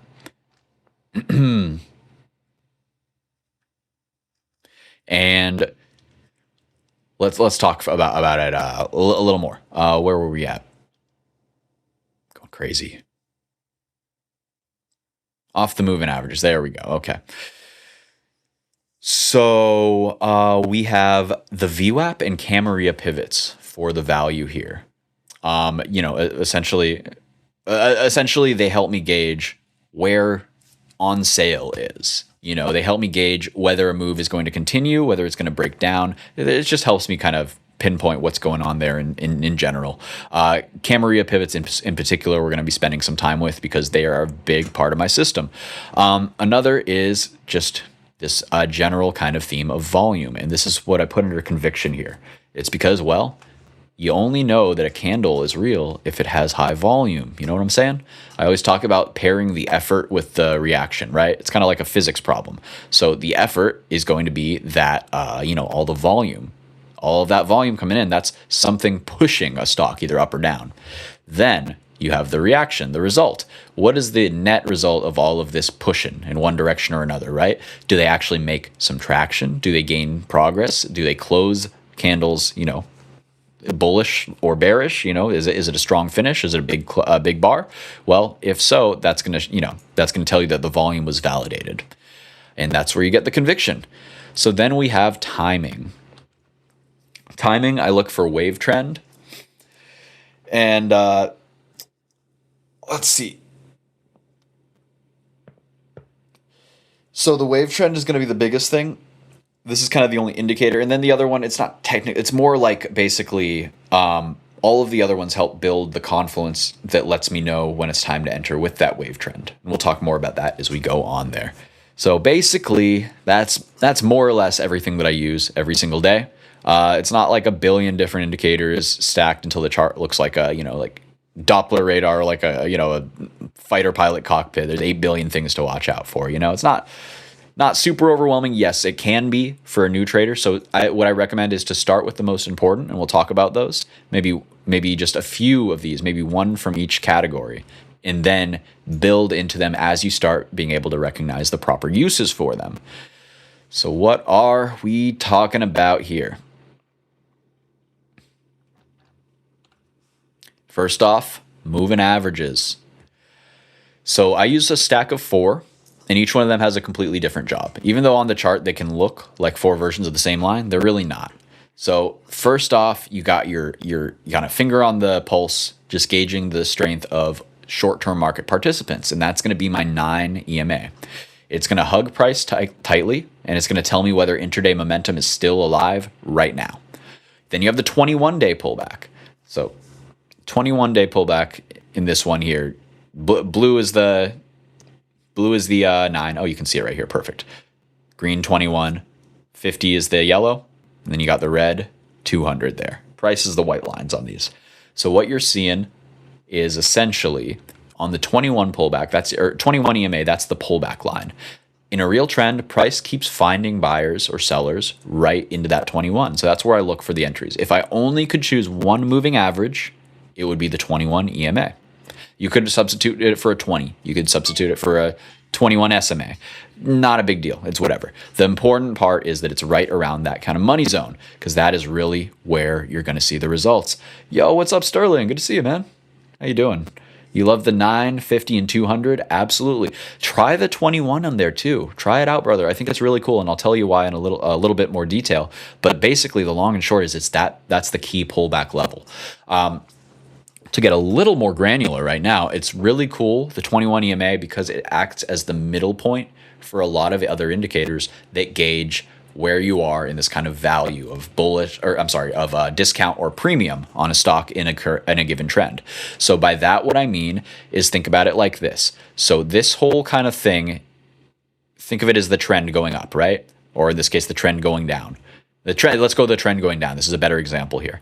So what line is in the middle of these bands? It's this green one. It's the 21. And so this represents equilibrium. In the same way, if I take a horizontal, we'll do it on a chart here. We take our Fibonacci's, we take it from the high to the low, our Fibonacci range. And in the same way, I call this 50% line equilibrium, because when it's trading under this, it's on sale, so to speak. As long as this range holds, this is the sale, and this is the discount, and this is the premium. So in that same way, the 21 moving average becomes our line in the sand for whether this is discounted or premium in the trend, or at a premium in the trend. When you have a strong trend, they don't let it get very discounted for very long. So any pullbacks to the 21 or below should get snapped up quickly, close above, and then continue onwards and upwards. So that's why I really do like the 21. And I would say if you only have one, this is my go-to. Let me catch up on these comments, and then we'll get into the deets more here. Sterling saying, now I added pivots. That was the next level. Awesome, man. Yeah, we'll just wait for when I start talking about them, because I think that these tools are all about the intricacies that traders pick up. And this is why I love talking about them, because I'll talk about the exact ways I use them, what I've noticed.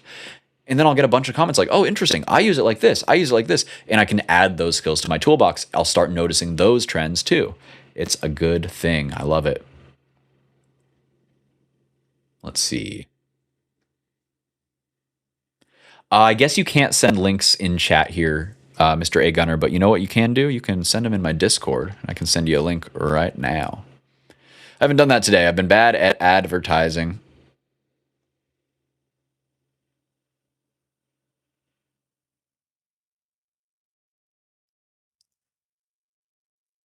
Memento.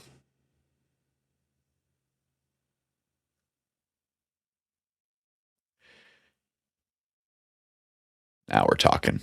So, if you click on this Discord link, you can feel free to go into any channel you like. The most active are going to be day trading and swing trading. That's in the trading floor section of the Discord, which you can actually see because I forgot. This is on my screen. As you can see, I have some pings to reply to here. But you can pop on in here. And yeah, we got a lot of good stuff, a lot of great traders. And I want to know whatever you're linking me to. So send it on down here, and we can talk about whatever you like. G. Thomas, you're still getting used to the 9? Takes a little bit. It can be too twitchy, you know? It can be a little bit too fast for some people, you know? So I like it in conjunction with the others. And that's why I use these ribbons. Whenever you see my charts, you'll see if it's in a downtrend, you'll see this blue ribbon here. And it's in between the blue and the yellow moving averages. So my blue is my 9, and my yellow is my 21. So as you can see on SpaceX, we just reclaimed the 21. I think SpaceX is turning bullish. And I think it's really just that simple. At the end of the day, gold. All it took was one day over its moving average ribbon, and then boom, big expansion. Boom. We love to see this. And who puts you on these precious metals trades at the very right time, guys? Who is calling it out on this day right here, silver? Actually, believe it or not, I was calling it out this day. I was in just about end of day with some Silverino calls, and boy, oh boy, I cashed out for 100+% right overnight. I really should have held for the bigger move, but I got some shares, happy about those, as well as gold. It's gold, Jerry, and it's strong, and I think it keeps going tomorrow. I think it wants to reach this 200-day moving average and then decide. So that's where I'm looking to take off my shiny SHNY. That is a 3x levered, so I'd like a little 20% move from back here. We will see if I get it. All right, back to the feature presentation. We talked moving averages here. but I want to get a little more in the weeds with some of the other ones. We talked the 9, we talked the 21. The 50 is going to be the intermediate filter here. So it's telling me that whether the swing bias over the last couple months is, or what that swing bias is essentially. The 200 is going to be the big one here for longer term traders, and this is going to be the big bull versus bear regime line. So as long as we're above it, I'm a buyer on dips. And you know what they say, nothing good happens below the 200 day. You wait for the reclaim almost always. It's almost always a good idea to do that and not be a gunslinger, a snakeskin Randy like me on TE here, hearing the news about solar and saying, or seeing the solar pop. I didn't even really know what the news was, to be honest. But scary to buy a name down here under the 200, because you know what happens under the 200? If you bought it just because it was under the 200 here at 570, well, backtest rejected. You get walloped here for a 42% loss in 5 days. That's how you flush out a stock. And that's why I like this one to the upside as well. If it can reclaim the 200, then I buy more. As of now, I've been trimming into over here, but with the caveat that I do think we're still bullish because we're over these moving averages now. Nice close today. All right. So now you know what to do with these moving averages. Just at the end of the day, above it, you buy the dips on the 200. Below it, you sell the rallies. So let's talk just a little bit more. I think we got everything we need here. I had other notes, but I think I like what I actually said better than what I wrote. So VWAP, here's the next one. If moving averages are an opinion, if they're subjective to some degree or another in how you use them, there's through lines, there's similarities, but it's at the end of the day, it's always a little subjective. Well, VWAP's a little bit closer to fact. Let me tell you why that is. It's about the volume part of it. So this is a moving average that is weighted by volume specifically for the session. So what that means is it's literally the average price of every single share traded at today, weighted by size, and it resets every day at the open. You can always set a VWAP to whatever time frame you like, but the default is the 1 day look back. So here's why it matters more than just about anything else on your screen, on your chart. Institutions are graded against VWAPs. What do I mean by that? Well, a fund working a big order through, they need to place a big order. Big boss man says, I want, 10,000 shares of TE, this tiny stock. It's under $5. How the hell am I going to buy that? I got to accumulate that, right? So essentially, they're trying to do better than the average on that day, right? It's a good benchmark, right? So they buy below it and they sell above it. It becomes like an oscillating pinning factor that price, rotates or oscillates around on its way to its larger, higher time frame target, whether that's up or down, depending on the trend, of course. So what it means is basically that real size clusters around this line, and it's not going to be random retail noise like you get on the wicks. So when I'm watching VWAP, I'm watching where the actual business is happening. I'm watching businessmen do business, and I'm watching these really strong levels form, around that area. So the read's pretty simple here. If it's above VWAP, buyers are in control for the session, and I favor longs, and I treat dips into VWAP as support until proven otherwise. Below VWAP, it's going to flip, right? Because then sellers are in control, and I treat rallies into VWAP as resistance. And often some of my best sells, some of my best shorts are those really simple moves where you go down, you break the opening range, you come back into VWAP, and they give you a big old juicy fat pitch, big old fastball right over the plate saying, hey, here we are, back at the place where everybody's watching to short. We already know we're biased to the downside. Would you like to play? Well, yes, I would. Thank you, Mr. Market. Yo, what's up, Byron? Good to see you, man. Sorry, I know I'm late here. I know I'm late to reply, but great to see you in chat. Great to see you as well, Hamid and everybody else. You can't get on Discord. Oh, you're out doing something else? Good for you. Go touch your grass. Go touch that grass. Sterling, you're out. Good to see you. Yeah. Check it out later. Let me know what you think. Absolutely. I would love to get together. We can, we can do it tonight, man. Come on into the Friday Night Lights show if you're in. The Friday Night Live show. So we'll take a look. Catching up on comments. A Gunner saying, did you supposedly hear that 8 electrical states got hacked? Then this came out. The US has banned foreign built inverters primarily because of vulnerabilities that could affect the nation's electrical grid, according to FCC. Is this about like the 7 voters that got caught and prosecuted for voter fraud? I'm so underwhelmed by all of this voter fraud stuff that I'm hearing about. I do not think it's a big deal, to be completely honest. I have some faith in our institutions. I also think that there's a lot of saber rattling going on in terms of these type of headlines, like you see. Yeah, continuing here, there's a concern that the lack of secure U.S. supply chain for inverters and the continuous inflow of foreign produced or controlled inverters and inverter components poses threats to the U.S. economy and national security.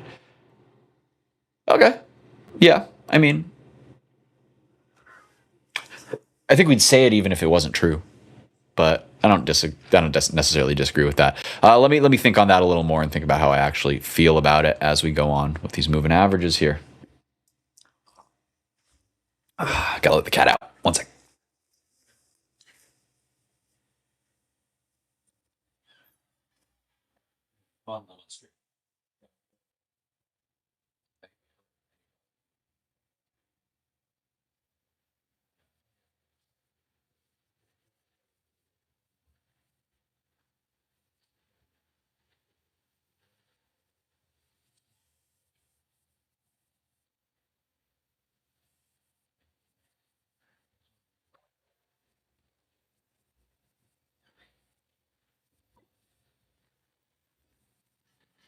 Now we're cooking.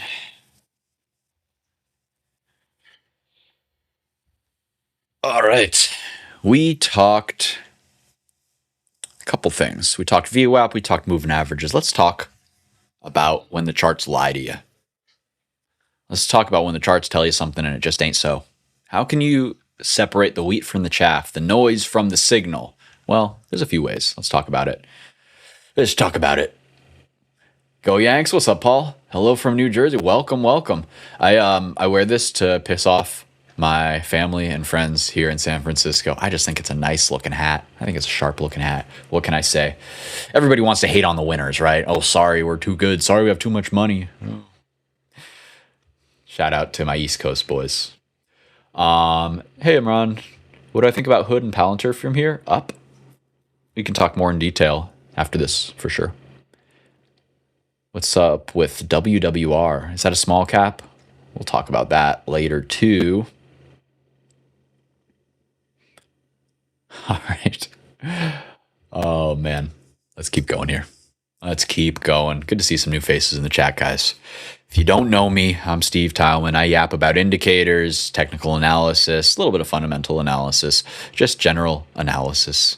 And right now we're doing my favorite indicators, how I use them, what I'm looking for when I use them, and, giving you some actionable stuff to work off from here. Palantir's going to run. It's going to go past 265. I think it's going to go to new all-time highs. I think it's a good company. What can I say?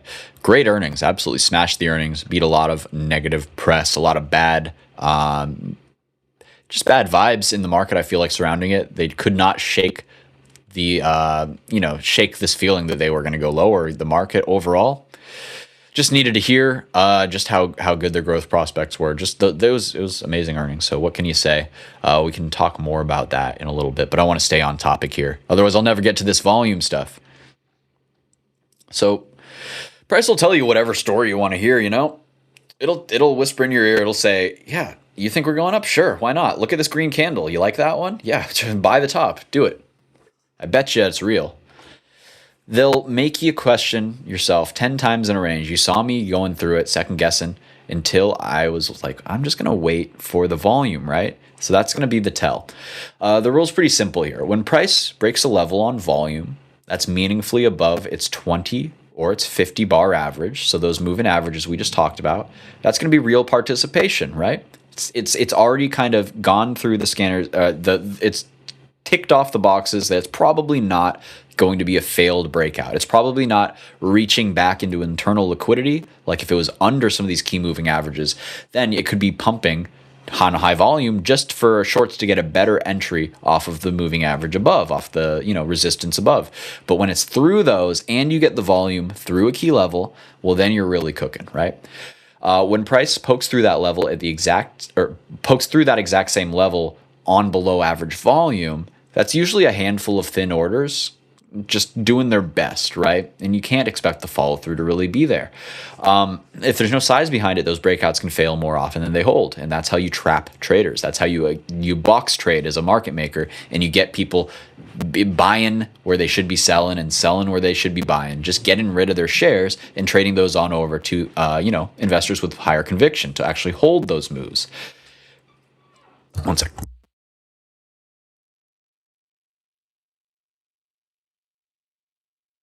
Nice. Got food delivered. Living the dream here, guys. All right. Let's take a peek at a couple charts here and talk about what I'm looking for. So we were talking about how when you poke through a level on low volume, that's often how they kind of just transfer shares from low conviction, low skill traders, or algorithmic traders, people who are just kind of scalping left, right, and center, taking moves that are kind of suboptimal, and they use that to accumulate positions. And once they have the position of the proper size, then you will see the real moves start to occur. So volume cannot lie to you in the same way that a candle can. So look at these panels side by side, right? So in either way, we have kind of a resistance here in this dotted line. So let's talk about the difference. On the left here, the volume bars, they spike 2 to 3 times the average right as the price clears the level. So I feel like this should have generated right up here the level. I described what I wanted. I don't think it did it perfectly here. I didn't see this on the first draft. Sorry about that. But essentially, imagine the levels right here where the volume starts kicking in, right? And then it pushes it through on nice, chunky volume. This level here is the average volume level, and you can see that all 3 of these volume bars well above it. Here for the fake breakout, it just ain't the same, right? So on this fake breakout, what do we really see? The bars never actually reach the average line on the volume. That's something you can see as well, and that's a divergence, right? Because you have a result with no effort, so it's probably fake news. I don't know why. It's like accidentally did a Trump. It's a good term. What can you say? Fake news because it's not actually real. If it was real, the effort would match the move. This divergence can often be a really nice short entry. If you're already biased on a high time frame to look short, you wait for the exact opposite of what you would wait for if you were looking for it to break. You're waiting for the pop above on no volume, and then you can fade the heck out of it. And this is something a lot of traders, honestly myself included, can often overlook. So that's why I make sure to always have them on my charts. And it's just over time, I'm learning more and more and more how to trust these levels, how to look for these little nuances like this, and just kind of build the repertoire of things you can look for. Let's see. BK Lemons in the chat. What's up, brother? What are your thoughts for and when to get? I think you're missing a word there, brother. But I think I get what you're asking. In general, it seems like you're asking, what are your thoughts on when to get out of a trade right before earnings and when to hold through, probably is what I'd say. So my rule of thumb is I need a cushion. I need a cushion for the pushing, because if it's going to fail, it'll fail spectacularly, right? Or it could fail spectacularly. You can get wild moves on earnings, and you can't use like an ATR stop, an average true range stop, trailing the prior day close or anything like that. You'll get smoked. You'll get taken to the doghouse, walked like a dog. I don't know what I'm trying to say. You get what I'm saying. It's not a good thing to do. What I do is I hopefully have a nice cushion of at least 5%. Usually I like 10%. 8% I think is the rule of thumb you hear in like Market Wizards, Mark Minervini style stuff. If you don't have that cushion, you really have no business holding through the earnings. What you can do to soothe your anxious mind. What if I miss it? What if it doubles? Blah, blah, blah, blah, blah. So what? The consistent move is the run-up. And you know how I know that? Well, because I just did a whole webinar on it last week. So if you're interested in this stuff, I'm giving you a little bit now, but I'm going to make you go back and check out the other one there. Give me that view too, and you'll get a lot better, a more comprehensive playbook of exactly what my criteria are for holding a stock through earnings, exactly how much I hold through earnings, how I make the decision of how much to hold, yada, yada, yada. It's good stuff. I think it's a good presentation. So definitely check that out. Mr. BK Lemons, that was last week.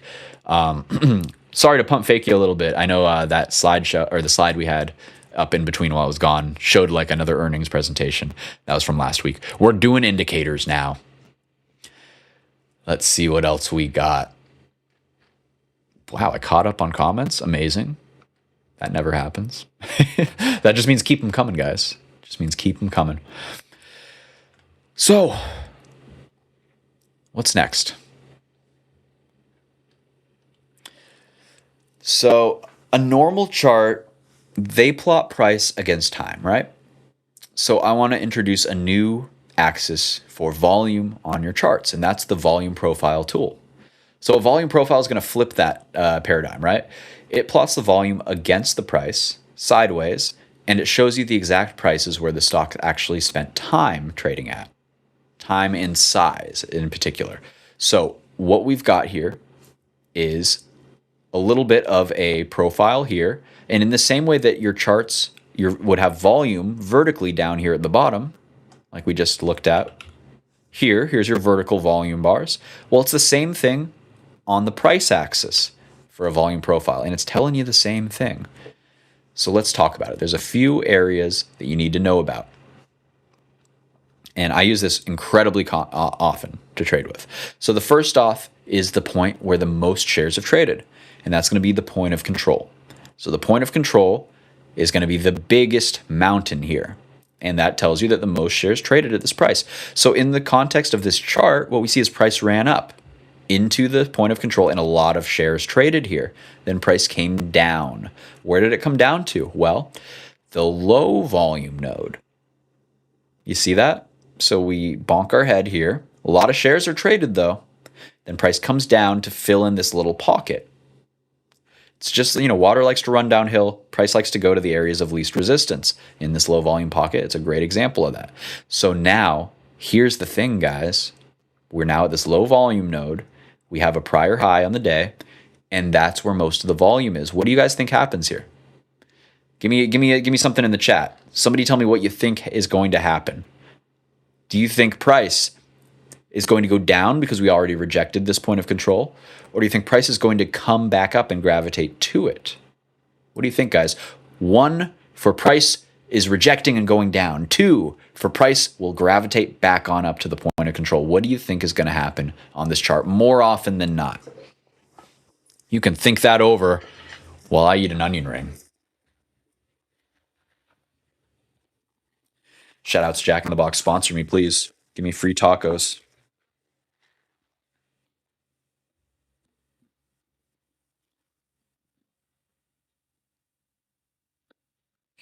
One or two, guys. 1 for down, 2 for up. I'm engagement baiting. All right, we got some numbers in. Thank you so much, guys. So 1 for down, 2 for up. So we got Ross. We got Ebb Flow Portfolio. We got saying 2, 2, 2, 2. We got Greener saying 2. A Gunner saying 1. Interesting. So A Gunner thinks down. Everybody else thinking we're going up. Let me walk you through why I feel the way that I do. And we can talk intricacies. We can talk nuance. A Gunner clearly knows what he's doing. So I think that if he was up on the stand, given his testimony, he could probably lay out a compelling argument for his case here. But this is what I'm thinking. We got Josh Walker with him on the 1, saying price going down. It already rejected the point of control. Let's talk about it. So how I view this is essentially the point of control. It set a big level. And after that, price needed to cool off. We came to the low volume node, and I think the biggest thing here is that you got to see what we do at the low volume node. Is it looking really heavy into this low volume area, into the value area low, as we call it? I guess the value area low would be a bit above it. So you can think about it like this. Is it coming back down here into this weak pocket, and then when it tries to pop up into the value area low, which is just basically where the volume kind of it clusters around this point of control, right? So value area high, somewhere around here. This is the top.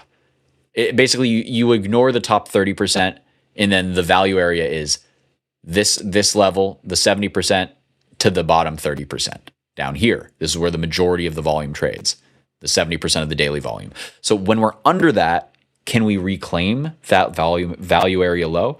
If so, I think that what we basically saw is that price came down just as normal, oscillating price off of a major level that was set, but the volume was up here. They tried to push it up. They couldn't quite yet. But as long as it holds down here, I believe that more often than not, you will see price navigate back up to the point of control. So all those twos in the chat were correct, in my opinion. Of course, nothing 100%.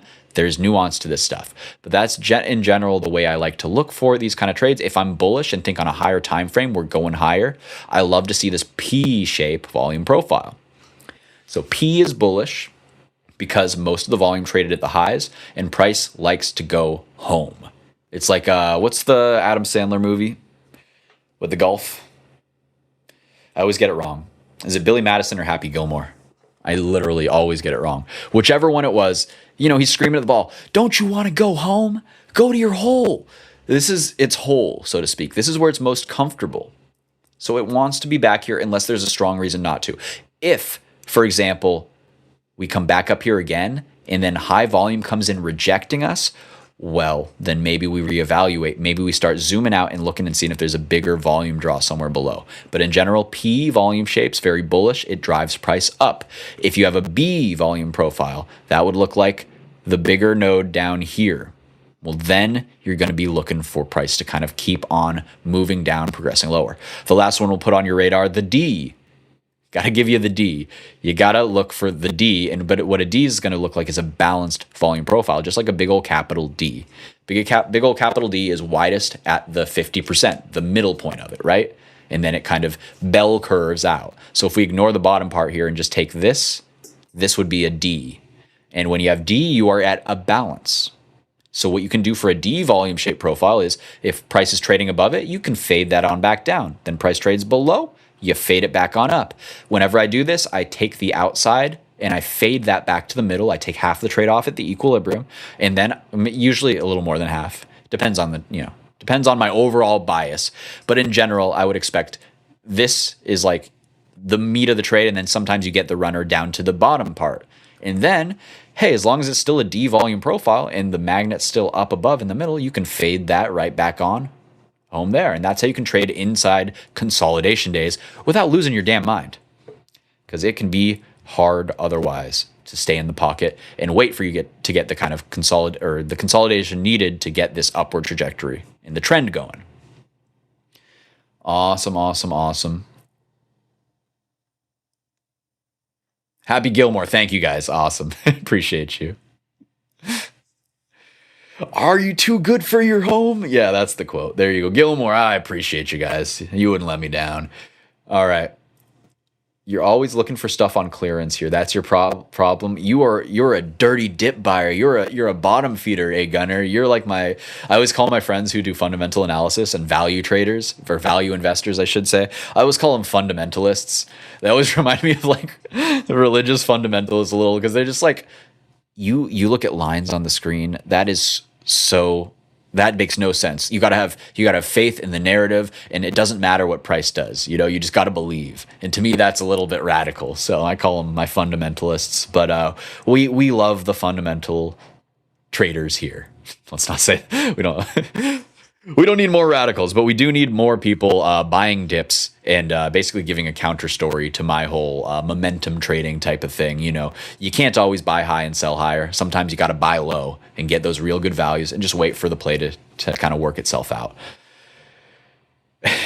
What else we got? JCEF. Do I trade futures? If not, why? Yeah, I do. I like futures. I use them when I'm kind of low energy and I want to trade after hours. Maybe I didn't feel good during the day. I missed the big volume and I just want to trade some mean reversion strategies, get a few points here, a few points there. It's still, you can get really good money in consolidation ranges after hours. Sometimes I will trade the London session.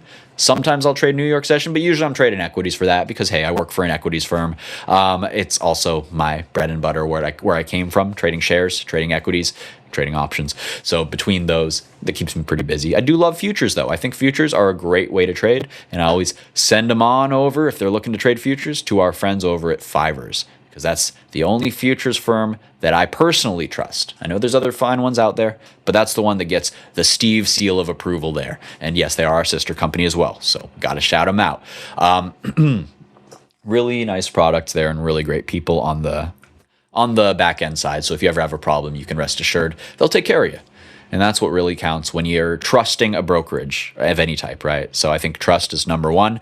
The reason why I took this job is because I trusted them at Trade the Pool here in their prop firm because, hey, they paid me. So what else can you say? Money talks. Money talks. And I've never had any problems. None of my friends have. So that's why I'm here. And yeah, welcome to the channel. We do talk futures here a little, especially with Alejandra, my lovely co-host on most days. Yeah, she's primarily a futures trader, so we get that perspective in there, get those levels as well. What company again? Fivers. I'll show you real quick. Just 5ERS, thefivers.com. They got a really nifty, spiffy website here. A lot of services. The one thing is they also do CFD accounts, which I personally not so interested in trading. I know a lot of people overseas are really into this kind of stuff. You can trade the Nifty 50. You can trade all sorts of fun stuff. There's an analog for SPY, so you can basically trade indices. But for me, what I really like are the futures. So what you can do is just make sure, let's see, make sure you choose the futures account. It'll give you two options.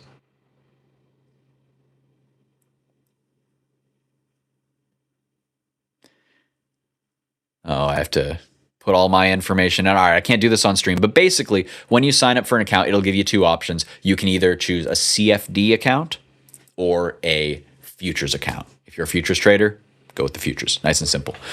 If you don't know what CFDs are, you probably don't want to be trading them. But if you do, then you can get your Forex fix and all of that fun stuff. You can go trade, I don't know, weird stuff. I don't even trade them very much. Yeah, all they love is futures. So that's Fivers. And then, of course, I'm with Trade the Pool. If you ever need any equities, you know where to come from. Any equity trading tools, you can trade anything. The best thing, I think, is for the small cappers because you can short anything without having to locate the fee or the shares, right? You wanted to short SpaceX out the open? Well, you couldn't if you had to go locate those shares. And if you could, it would be very expensive. You just don't even have to worry about it. It's not even a part of the thought process here at Trade the Pool. You want to short it? Go ahead and slap that ask. You'll get in. You'll be on your way in no time. All right. I've done my obligational, promotional, put the money on the table, put the food on the table stuff. Let's get back to why we play the game. Let's get back to the indicators and how to use them. So here we have Cam pivots. Cam pivots. You might have heard him called that. It was made by a trader, Mr. Camaria. I forget his first name, but it's a really interesting system and it's been really helpful for me in conjunction with my others. It's helped kind of fill out the gaps, so to speak, in those. So they're probably my favorite level generation tool. And it's because they're not really that subjective. They're much more objective because it's a pure formula off of yesterday's high, low, close, open and close. I guess, does it calculate the open? Whatever. Basically, it calculates those, or it uses those four levels that I always recommend people have on their screens. So on my own custom indicator, for example, I've combined Camaria pivots with the high, low, open, and close just because I think they are all important targets when you're day trading. So whenever, especially if you're trading in size with leverage or trading options, what you got to do is sell into the strength, right? Because you can't be bag holding a large position and just hoping and praying that your 0-day stack of calls is going to go higher. You got to take what they give you and then reassess. So these give you very logical, very pragmatic levels to play level to level. Let's talk about it. We have a few levels of interest outside of those high-low open closes, of course. And these are specific to the Camaria pivots.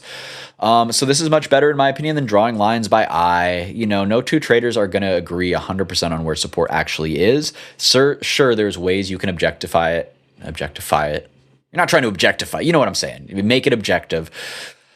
But it still is with a grain of salt, right? By that, I mean, sure, maybe there's a big volume profile level. There's a big chunk of volume at this level. Well, even then, support is a flat top. It's kind of like how would I say it? It's like a mattress top. Those mattress toppers where if you push down into it, there's some give. So it's not all or nothing. It's not like a piece of glass or something that you push and then if it gives out, it just shatters, right? It's got give. I'm doing a bunch of shit with my hands that you can't even see. I'm seeing now. It's basically, it's got give to it. It's not just all or nothing. So because of that, there's subjectivity to it, and I like just using these as kind of rough barometers or waypoints on your trajectory, your path to day trading. So let's talk about it here.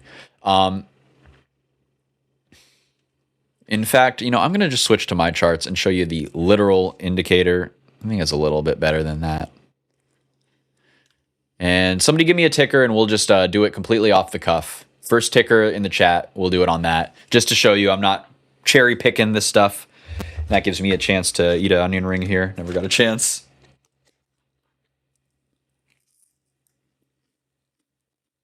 Oh, yeah. Hey, Willie Hayes. Good to see you in here, man. It was hard to sell my call.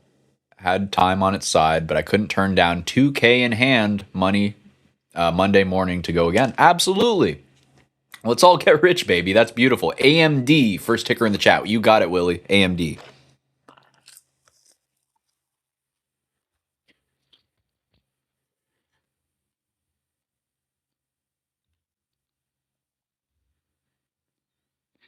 AMD. 15-minute chart here. And beautiful example. Beautiful example. So, let's talk about the different zones.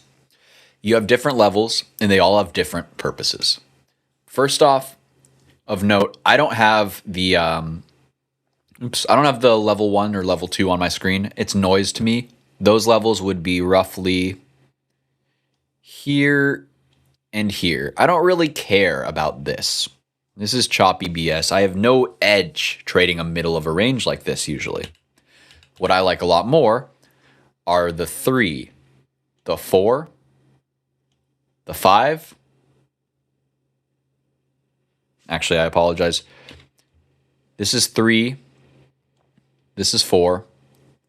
5 and 6 are our extensions up here.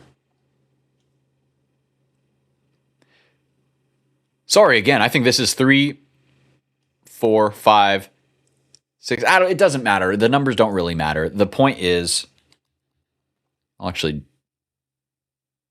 let's double check live because I coded this a while ago and now I'm forgetting. So what I'll do is find another cam pivot one. Oh, this is the one my buddy coded. I forgot. Shout out to really nice trader, nice guy. Let's kill some of these indicators. Give us some room.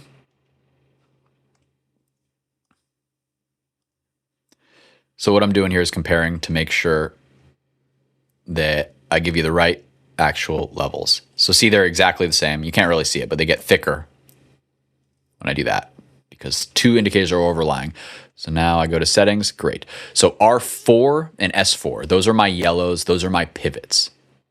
Let's talk about that. So see, it says bulls shall not pass, 504 here. That's my R4, resistance 4. Support 4 down here at the bears shall not pass down at 474. These are the levels that you look for to fade if you think it's an inside day, a consolidation day. For example, if you thought chips were not ready to yeet out the top off of that NFP print, you could say, hey, we're up a lot pre-market. We tag this bulls shall not pass level to the penny just about. And where do sellers step in? Where do they show themselves? Why don't they step in earlier? Well, they don't need to. This is the logical pivot, the logical level based on yesterday's high, low, open, close for them to step in. And as you can see, to the penny, it doesn't always happen like this, but it's a pretty cool one that you had me pull here. So that's how you look for these R4s. In general, if I'm looking to buy the dip, if I think we're in an uptrend overall, and I'm looking to buy the dip, what am I looking for? I'm looking for the support 3. The support 3 here. So I draw a little zone. I'm not so tied to the exact level. I want the zone. So this is the 3, the top part, and then I draw the zone. I had it calculate 50% between the 3 and the 4, and that is the zone I use. It works very well. So I use this. What you look for in an uptrend, you look for buyers to step in here, and often that will be where we bottom. So this today looks very constructive. It seemed like, hey, we're bullish overall. We try to pop up. Hey, we got to take a chill pill. Where do we go? We go to find the buyers. Where did we find the buyers? Usually it's right near this kind of open of the prior day if it's a bullish trend. So you can see roughly the same thing. This pre-market range that when it flipped, it was very strong and it pushed up to grab liquidity above this wick, then came back down and basically is retesting this breakout. Retesting this breakout as my cat is retesting, breaking down my door. One sec.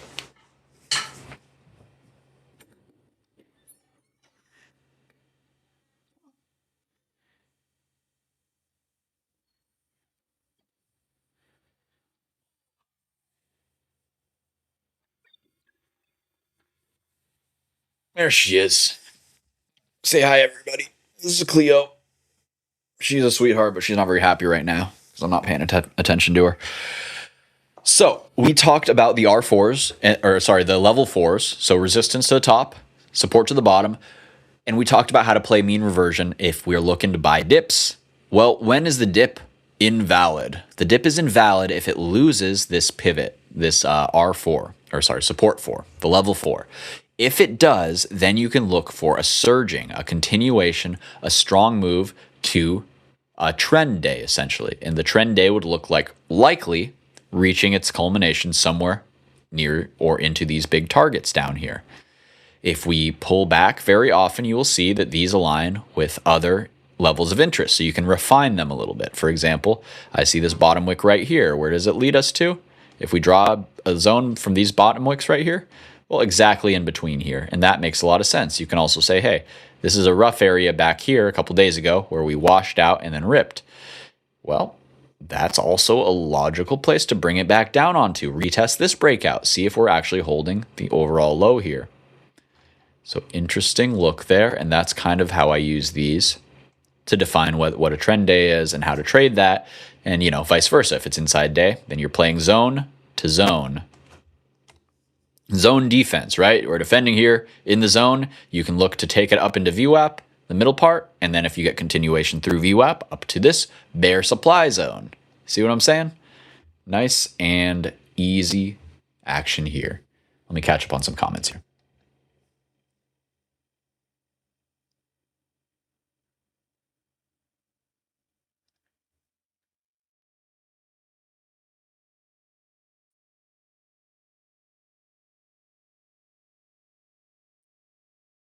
Let me see. Oh, Nick, you are too kind, very kind to say. Thank the stock gods for bringing in Steve. I knew none of this until you're listening. Well, thank you very much. It's just, you have an autistic fixation for enough years, you pick up enough stuff that it's helpful for some people. Am I the best trader in the world? No. I'm still working on my execution, and separating my trading from my life and all of that good stuff. But the analysis, pretty good. Pretty good, I must say.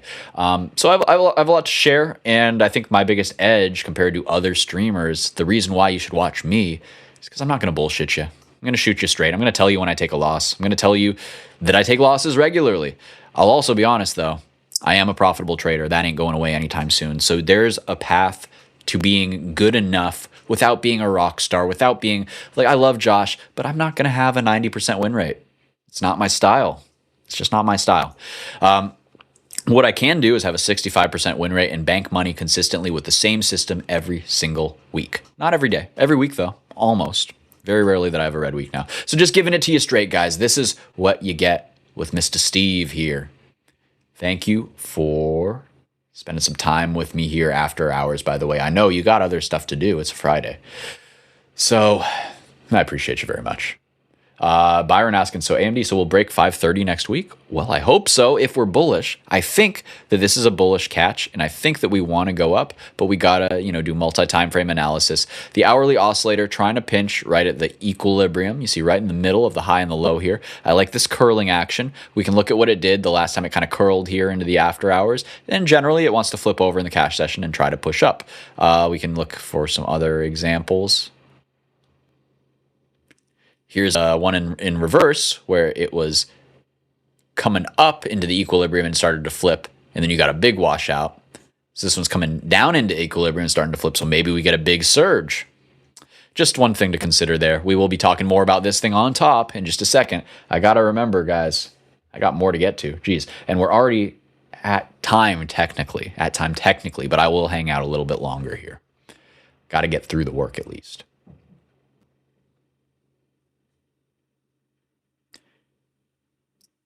Let's see. Ebb flow. How is the stock CP? Looks like a multi-month consolidation. CP. I'm not familiar with this one. Is this Canadian Pacific Kansas City Limited?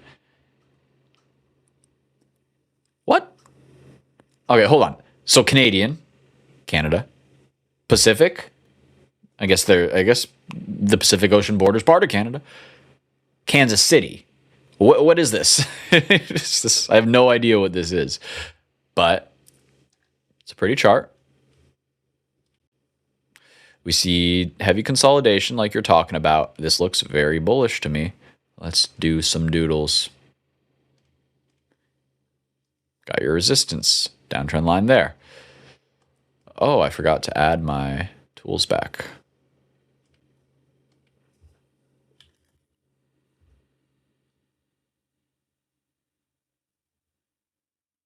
Whoops. There it is. So we have the downtrend line. It's a good start. We have the point of control here. You always like to see back tests into the point of control hold. So again, in the same way with the volume profile example we had, when we're above price and the high volume node is below, likely that it reverts back to it. But if the overall trend is up, then this should be a back test and it should push up off of that, which is what we're seeing so far. I like it. What is that? Data is delayed. Interesting. Oh, it's the Toronto. Am I looking at the wrong stock? Shit. Is this the right stock, Mr. Ebflow? Give me a ping. I'm going to move on, but if it is, we can go back to it.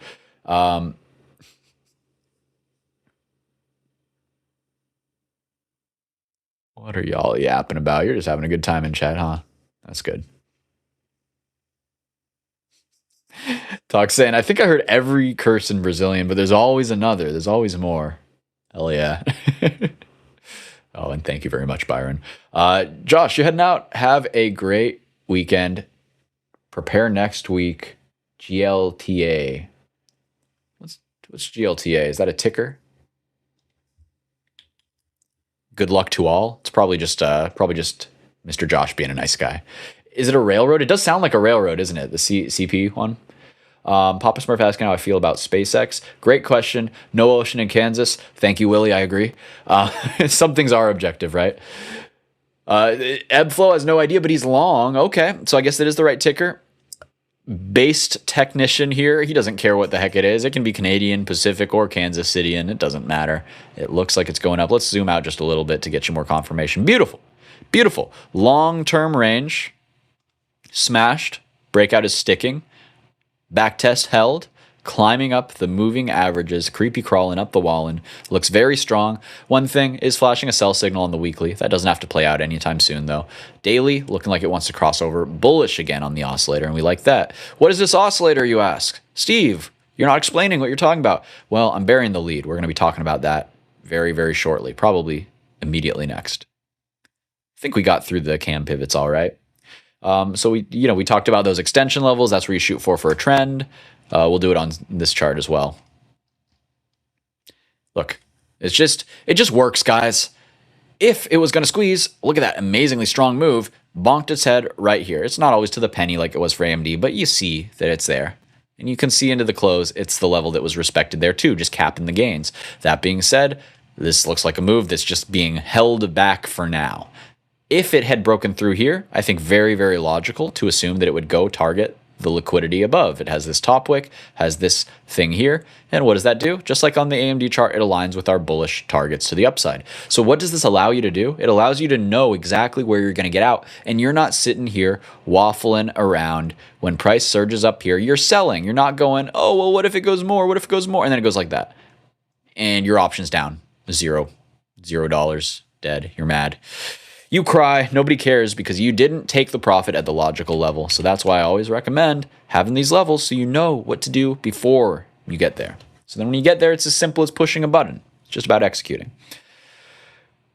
Oh, that feels good. I guess the bid-ask spread on my low float stock after hours got recalibrated because all of a sudden I'm back to nice and green after hours. I was like, why am I down $100 for no reason? Sometimes they just want to gaslight you, make you sell at that bid. They're not getting my CLPT shares, that's for sure.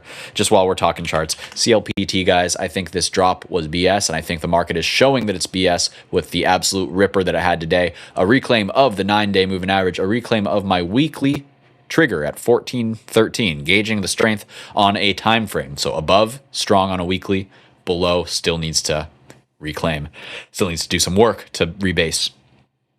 I think it's a beautiful chart. As you can see, we've been trading this one. We were getting involved in here. I'm not going to lie, we got involved in here. Got blown the freak out. That's okay, though. Shares on a play that we have high conviction on just means that we wait. We don't just buy just because it's down. Although it would have worked nicely, get the pop there.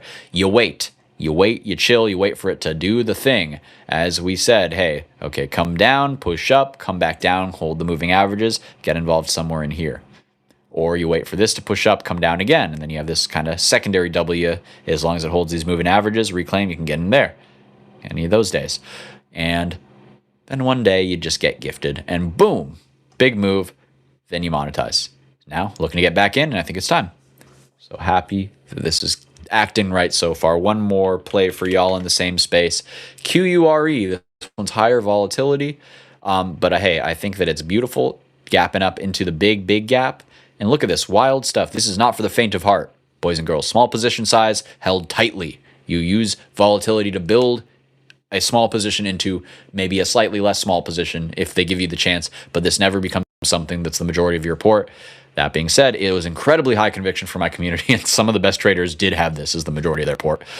So shout outs to ChemLife. I know you've been joining the comments here every once now and again. If you guys ever see ChemLife in the chat here, just know he's a very, very smart man, a chemist, and he knows his stuff about biotech as well. So when he talks, we listen. When he talks, we listen. Shout outs to ChemLife. Shout outs to Prometheus in my chat too. Shout outs to Cape Cod Flats. Shout outs to, who else? MJ. We got a bunch of great traders who banked huge on this one. So, hey, I'm looking to do it again, baby. I missed this one. I did the CLPT. Both in the same space, both big gainers, but I want this 50% juice. Give me the juice, baby. I know what I got. No low balls. All right. I think I'm done ranting. Let me catch up on these comments. I'm still 5 minutes behind. Anything Pacific in the company title, probably a railroad. That makes sense. Yep.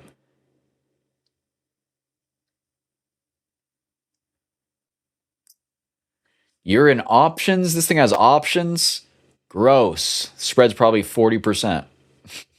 I bet it works. I bet it does work if you got in.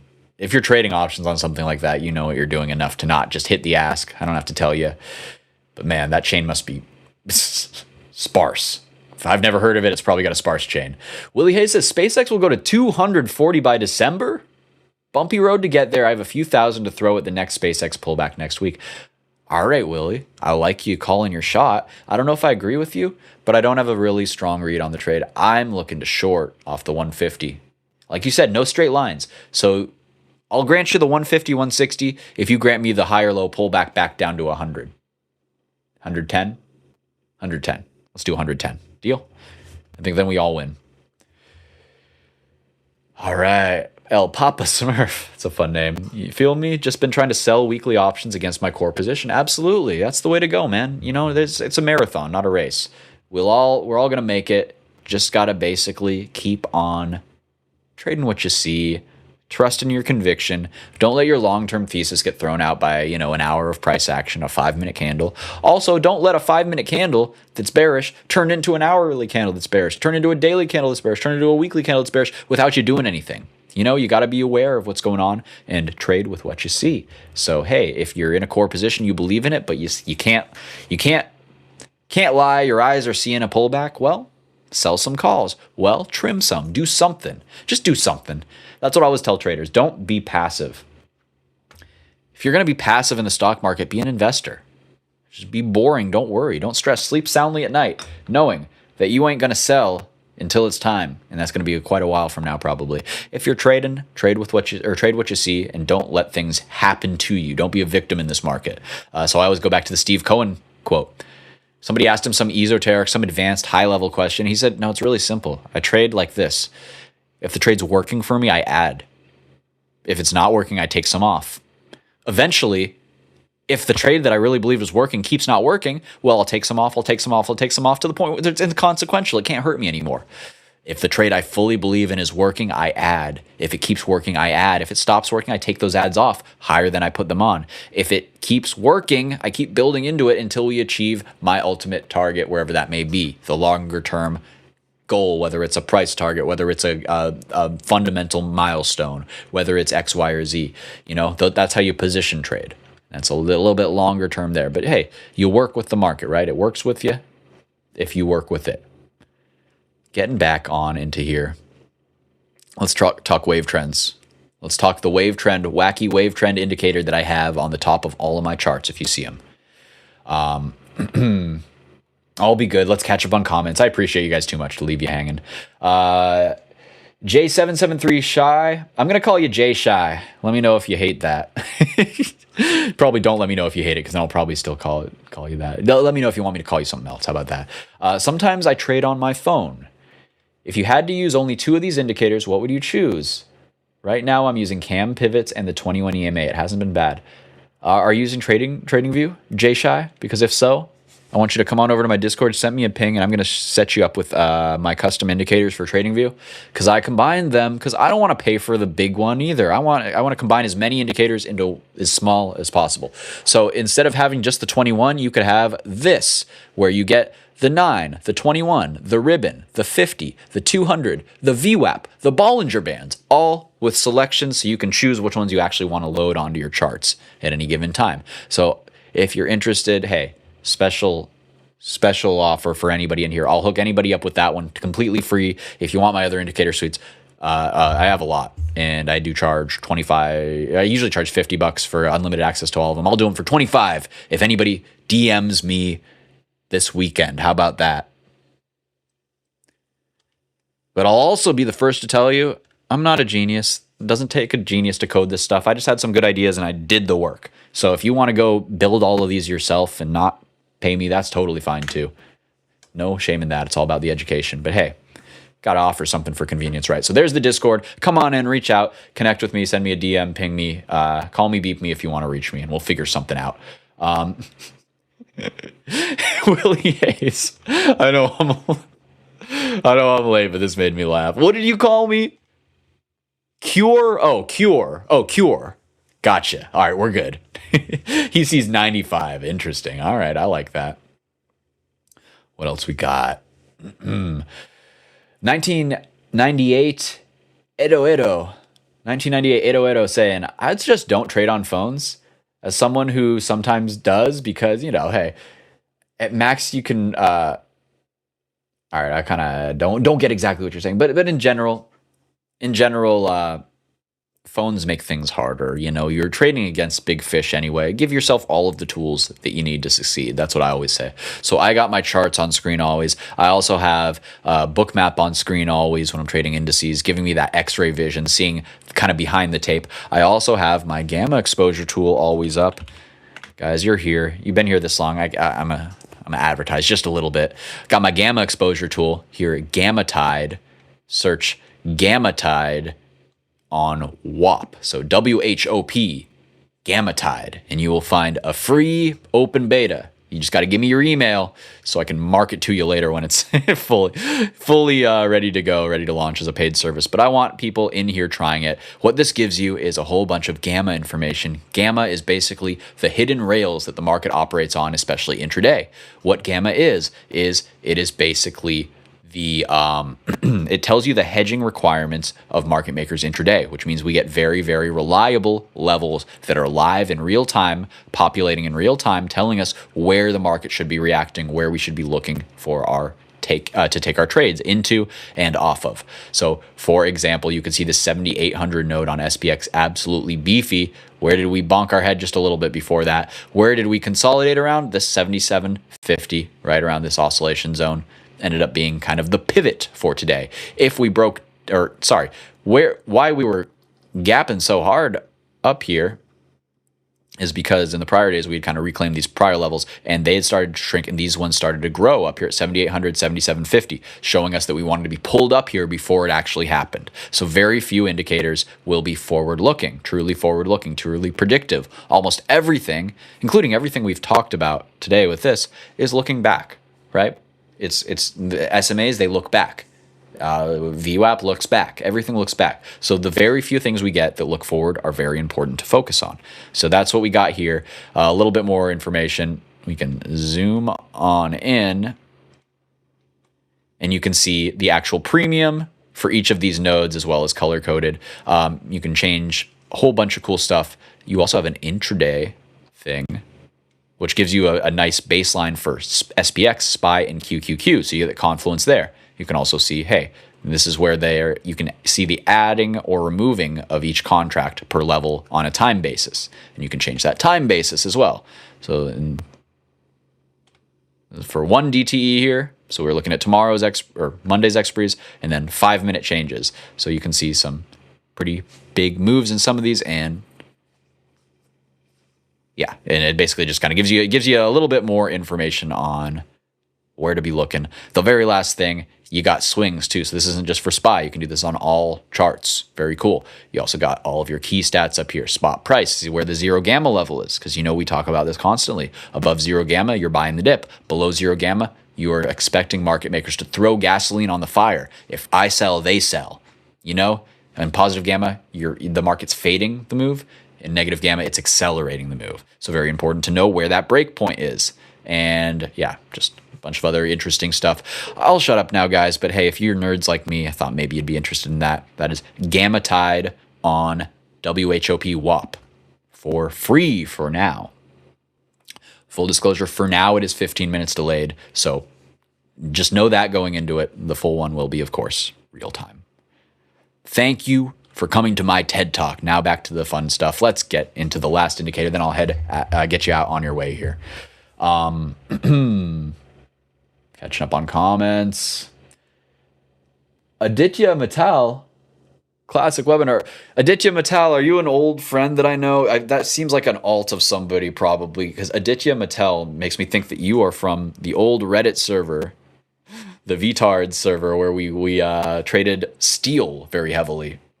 Is that correct? Because it sounds like that's the name of the CEO of one of the companies, or very similar. Aditya from ArcelorMittal, I believe. Let me know. Do I know you? I feel like I know you. Either way, good to have you in here. Yeah, Jay you're on TradingView. Definitely shoot me that message. I'll hook you up. Paul M saying ADPT continues the marathon long since 2024. Soon after breaking out. Paul, are you just bragging? Is that what you're doing? You want your flowers? I'll give you your flowers.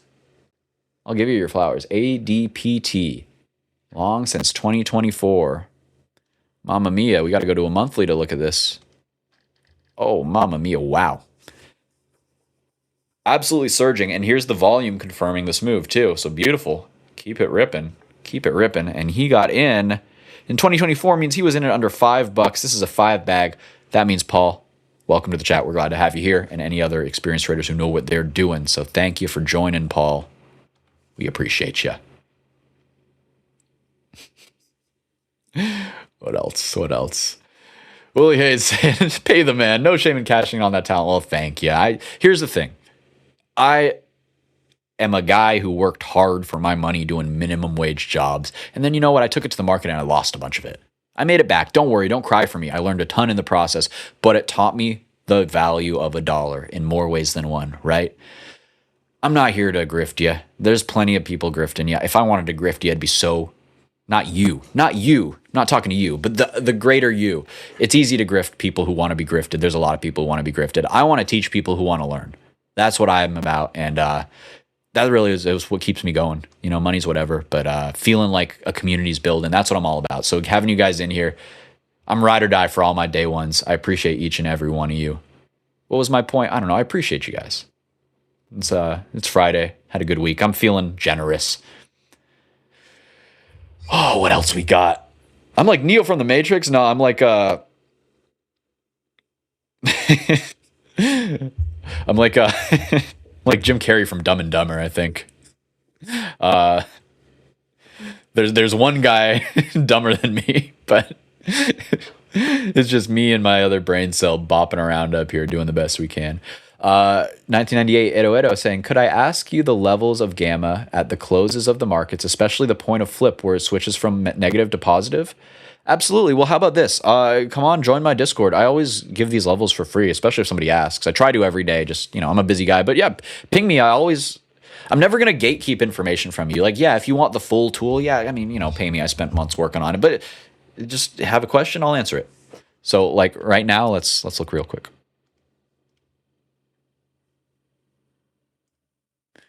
Weekly, go to QQQ. What are the big levels for this week? Let's zoom on yonder, zoom on in and see what we see.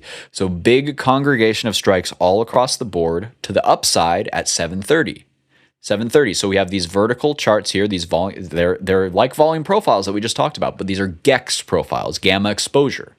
So this shows the amount of net premium at a strike. So there is 297 million in net long gamma exposure. If you added up all of the calls in their notional value against all of the puts in their notional value, it works out to 297 in the positive. So what that means is it's a big old beacon up here for a target. And you can see Monday, 95 million in premium. That's our king node to the top side. Tuesday, we have 61 million. Wednesday, that actually moves up even higher. So what are we seeing? To the upside, we see a ceiling at 730. Potentially midweek, we move that on up to 735 if we really get going. There's some shaking and baking, a little chop in here, but in general, seems like decent strength to the upside. And so what we also compare is the size of these upside nodes. So this king node, 297 million. To the downside, we only have minus 62 million. To me, this is showing really nice positive skew. To me, the gamma exposure chart is very bullish. Anything could happen, especially over the weekend. This is not financial advice. This is using probabilities to increase your edge, right? So this is our top side target. If we get a face ripper on Monday, we look to monetize some into these, we call them gatekeeper nodes, gatekeepers here. So these are other levels of interest that are not standouts, as standout as the big one, but the goal is we work our way towards here, and these are the gatekeepers that could smack us down intraday. So you would be getting long, maybe on a pullback to 708 would be lovely. And then you look to monetize some into 720, 725, and with the ultimate goal being hold runners for 730, then you're all out from there. So that's what we're looking for the upside on Qs. To the downside, if we do get a negative headline, if we just get some momentum downwards, and it seems like that's exponentiating, that's building, we would probably see these strikes grow in size and eventually probably outpace these ones. These top ones would probably shrink in size. What does that tell us? It tells us people are selling their calls, they're capitulating, and they're buying puts down below. And the market will follow. Just, for anybody who doesn't understand why the market follows that, market makers, they have to hedge large intraday, zero-day orders. They have to some extent because they are required to stay delta neutral on the book. They're not taking directional bets long or short. They're saying, hey, I'm the other side of every trade. So if the other side, if the market wants a shit ton of calls, well, I have to buy the underlying on SPY because I just sold all of these lotto tickets to these degens. If they pay out, I'm on the hook for that. So I have to buy the underlying, and it becomes a self-fulfilling prophecy. Does it sound like a cheat code? You're damn right it does. That's why this is one of the biggest focuses of my trading. So, by the way, with all this, you also get a sector heat map. You get flow. I haven't paid for the advanced data yet. I don't trust this too much, but it's nifty. And this is the coolest part. A trade plan that's automatically generating the highest probability setups based on what we're seeing on this gamma levels. Very cool stuff here. So Mr. Edo Edo, to the upside, long story short, look for 730 to transact. That's where I think the pull is. I'm bullish. If we're bearish, I would like 708 to catch. 708 to 710 looks like support here. And I'm noticing that they moved both the floor and the ceiling up on Wednesday. So maybe there's a data point there. I'll have to go look at the calendar, but something of interest that maybe we get a little pop on that day in particular. Regardless, this is all kind of speculative. I look at this every day and throughout the day because these levels change in real time. So there's a little snapshot to get you started. And if you like this stuff, whop.com/gamma tides. Sorry, I'll shut up now. How to get access, Mr. Aditya Mattel. So I'll pull the link up right here WHOP.com.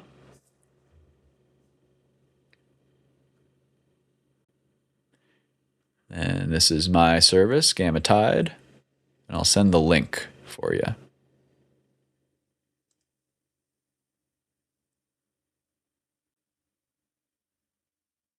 There it is. Copy link. So it just requires your email. It will be a paid service. I work very hard on this, and it's an ATM machine, ATM, I should say. It's very easy to take this and become a consistently profitable day trader. I won't say very easy. It still takes a lot of discipline and skill, but it's a very, very handy tool, and it's a game changer for me. So goal is always to be the cheapest out of these services, though. I'm not ever going to charge $100 a month. This is for retail because I'm retail and I'm building it for people like us, not desks. They got to pay me way more if they want my work. All right, let's get back into the long and short of the wave trends, and we're going to do it on a live chart. Somebody throw a live chart in the chat. First to throw a ticker in, we'll do it on that. Rotmasam, I'm sorry, I'm not going to butcher your name. I don't want to... too much respect for you to butcher your name. Do you prefer indicators for Gamma? I don't. I consider Gamma kind of its own indicator. So it's not like I'm putting a moving average on any of that stuff or anything. It's something that I look for levels of interest, and I never know what's going to happen at them, but I would expect them to act as magnets as long as they're dominant on the charts there. That makes sense. I can't talk. UAMY up 35% this week. Something is happening. Yeah, Trump said buy him. I know. I missed him, and I'm upsetty spaghetti about it. He told us to buy him literally on the low. Gutted. Ugh. Why didn't I listen? I said listen too, and I just didn't do it. Oh, Talk, where do we buy these? Tell me where we buy them, and I'll buy them. I'm too tired. I'll just follow you. Bad trading habit, but maybe a higher low pullback into the gap, into my weekly trigger, into these daily moving averages. I want to see one flush out, as everybody this weekend's going to be talking about him. We have Mr. Carmel too, CRML. This is looking less extended a little bit. I like this one a little better. UAMY. Booming, zooming, zooting. The other thing is, oh man, here's my other system, guys. Look at this. The monthly trigger. This is telling you buy long term. Jeez. To the penny. What can you say? All right, let's talk about wave trend oscillators in this context. Hey, Willie's an OG. All right, when I started trading, you had to call a stockbroker to place a trade for you. Willie had to walk uphill to the exchange in the snow. It was uphill both ways. It was terrible. Willie, he just looks at us in disgust. Us Robinhood traders on our phone. We just pull it out while we're out and about. We're trading while we're driving. It's truly the Wild West. The late 80s. Awesome to have an OG in here. I think I did do a trade from a payphone. That's pretty badass. That's like Wall Street, the movie stuff, like taking a trade on a flip phone in the 80s because you're that baller. Paul's saying, nerd out, Steve. Hey, this is what I'm here for. Papa Smurf in the house. What time do you stream later tonight? Thank you for asking. You guys are awesome. I don't even have to remember to plug anything. You're doing it for me. We are doing Friday Night Live here at Trade the Pool. We are doing it at 6:30 my time. I'm a West Coaster. Best coaster. For everybody else, market time, it'll be 9:30 Eastern time. We will be on. We will be live. We will be a little bit drunk, probably, if you know me. If you know this week I've been having. Oh, I both need to celebrate a good week monetarily and commiserate because I'm burnt the heck out, guys. If anybody caught me yesterday, I was a mess. So thank you for bearing with me. If you tuned in yesterday and you're back again today, God bless you. Bless your heart. So please come on in, hang out. I bet Sterling's going to be there. And a lot of other good fellas too. You want to join the Discord too? I'll drop the link again. Sometimes I have trouble because too many people try to join at once and it blocks everybody. If that happens, reach out to me. I don't bite, guys, unless you're into that. I will always do my very best to get every single person in there. I will get everybody in there. It's just sometimes it takes a day or two for Discord to chill the heck out. We're going to drop another link in here for y'all. It's a free Discord. Free. There are a few channels that are paywalled. I call it a free Discord because when I go in there and I say, like, I'm on stream, I'm like, oh, this trade looks good. I just hop in there to the day trade or the swing trade. I just puke out like, oh, I'm going to buy this at this price. stop here, long here, whatever, I really don't gatekeep very much. I do have a signals channel. I do some exclusive calls. I do a newsletter as well. You know, buy my stuff there. I did the obligatory, what I should be doing as a businessman. In reality, I'm building a community to teach good traders how to be better and teach new traders how to be good traders. Any trader that I really like, I try to poach them. I try to headhunt them, get them in the community. And that's how we built a really great place to be. So please come on in, guys. We want you there too. Ride or die, baby. Yeah, me and you, Nick. Nick's a day one for sure. And Willie, you and me, brother, you build fence, hard labor, low pay. Yeah, my last job before this full time, I was picking up dead bodies for a morgue. That's hard work. They don't tell you this, but most people who die are really heavy. Turns out there's a lot of comorbidities between fatties and dead dudes. Sorry to be rude, but that'll wear on you. That'll throw out a few discs in your back. I'm done working hard. I'd rather work smart. And I'm not that smart, so I got to do the best I can and use every edge I can. But I hear you, Willie. That's my upbringing, Not a college boy. Grew up working hard to parents who grew up working hard. So that's how I am. I feel like an outsider in this Wall Street money business. So I think that gives me a little bit of an edge in some ways, and of course, puts a chip on my shoulder in others. But like I said, you always get it straight from Steve. And you appreciate me, Roz. I appreciate you. Always great to see you in here. Mr. Goog's in the house saying, never stop learning, never quit, never surrender, baby. That's what it's all about. We are all going to make it. We just became actual friends, Willie? Hell yeah. I know this is 11 minutes in the past, and you guys are... Stop talking so much if you don't want me to be 10 minutes delayed. That's all I got to say. Let's do some activities. Did we just become just best friends? Hell yeah, brother. Yup. Shout outs, Step Brothers, the greatest comedy probably of all. This is my first afternoon show in a while, Talk. Yeah. And we're back. We're back. All right. Let me see what else we got. Oh, I got to put this on my website or something. Rotmasam saying, Kramer is for clowns and grifters. Steve is for learners and earners. I like that. Learners and earners. That's good stuff. That's good stuff. I'm just plowing through these comments, guys. I'm going to get through them all. We're going to knock out the wave trend. Then I'm going to send you on your way by the hour mark for sure. And we'll do it on MU. I saw that. G. Thomas, I think you were first. So we'll do it on MU. What else we got? What else we got in the house? How you doing? Willie's out. Take it easy, brother. Good to see you. And 1988... Edo, your English is good. Keep on keeping on. You talk better English than a lot of English speakers, first language. So, yeah. Oh, and we got Aditya coming. Definitely not Lakshmi Mattel's son. Okay. We share the same name, truly. Otherwise, I wouldn't be here. Awesome, man. Good to have you in. I'm noticing a lot of, and forgive me for being presumptuous, Indian traders coming in, and that is super cool to me. It's one of the biggest growing, fastest growing economies and the fastest growing trading communities too. So love to have you guys in there from overseas. Our awesome producer Ayush is teaching me a lot about some of the stocks you guys trade, and it's a blast just getting a little peek behind the curtain. So really good stuff there. Edo says, thanks for financial advice. False. None of this is financial advice. I'm just some dude on your screen, on the internet. I could be lying to you. Trust, but verify, guys. I'm not a grifter, but you don't know that. So make sure. All right. We're almost up to real time here.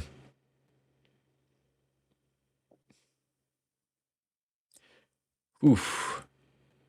I hear you, Willie, on the crypto. That's brutal. Truly the Wild West. And that's why I mean, geez, many, many moons ago, I was something vaguely libertarian. Now I think regulatory industries are good. And I think that it shouldn't be the Wild West out there. I don't think that we should be able to steal Willie's hard-earned money. That's kind of messed up. All right. Almost here. 3 minutes to current time. Talk mentioning some good information here. Trump to meet Xi. So I'm sure military grade minerals will be discussed. Absolutely. There's no way around it. All those years that China was hoarding those resources, we were laughing at them. Who's laughing now? Turns out kind of important to be able to have magnets. Why? Because they're fun? No, because they're used in critical defense, specifically aerospace and defense uses. Also, a bunch of other things that are above my pay grade. I have no idea what they're really used for, but I know that a F-22 or whatever, one of those big scary looking jets, it takes like a good amount of material in these like rare earth magnets, these neodymium, whatever the hex. I don't even know what they're actually called. Long and short of it is they're important. They're limited, and China has a lot of them. That will absolutely be on the table. And I think that President Xi, his plans are coming along. Say what you will about him, whether you like him, hate him. They've done the things. Seems like they're on track, for most of their big 5-year plan goals, 10-year plan goals, all that kind of stuff. It will be very interesting to see how our shorter-sighted administration fares against their long-sighted plans here come September. And I think there's one more meeting, maybe two more, into the end of the year. So we got some catalysts here. And guys, I've been the biggest China bull for just about ever. I still think, yes, there's nuance to this, but I still think getting Baba is basically getting a top-tier AI play from a leading world superpower, but you're getting it for like pennies on the dollar compared to your pick one for the American side, US investors assign a very high multiple to anything that is not communist crap, right? So you get a really good deal, and if you have a little bit of faith, if you really see the vision that they're putting out over there, I think that they're great investments longer term, at the very least to diversify, as U.S. equities get a little bit pricey in terms of forward PEs. All right, guys, so much to talk about. So much to talk about, so little time. That's why you got to come hang out with me in the Discord.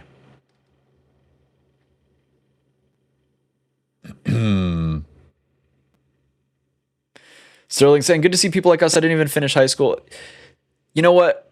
School, I don't hang out at school. School's not for smart people. You know what I'm saying? I think the school of hard knocks teaches you a whole lot. The school of getting punched in the mouth a few times, whether it's on the street or in the market, you learn a lot really fast. What else we got?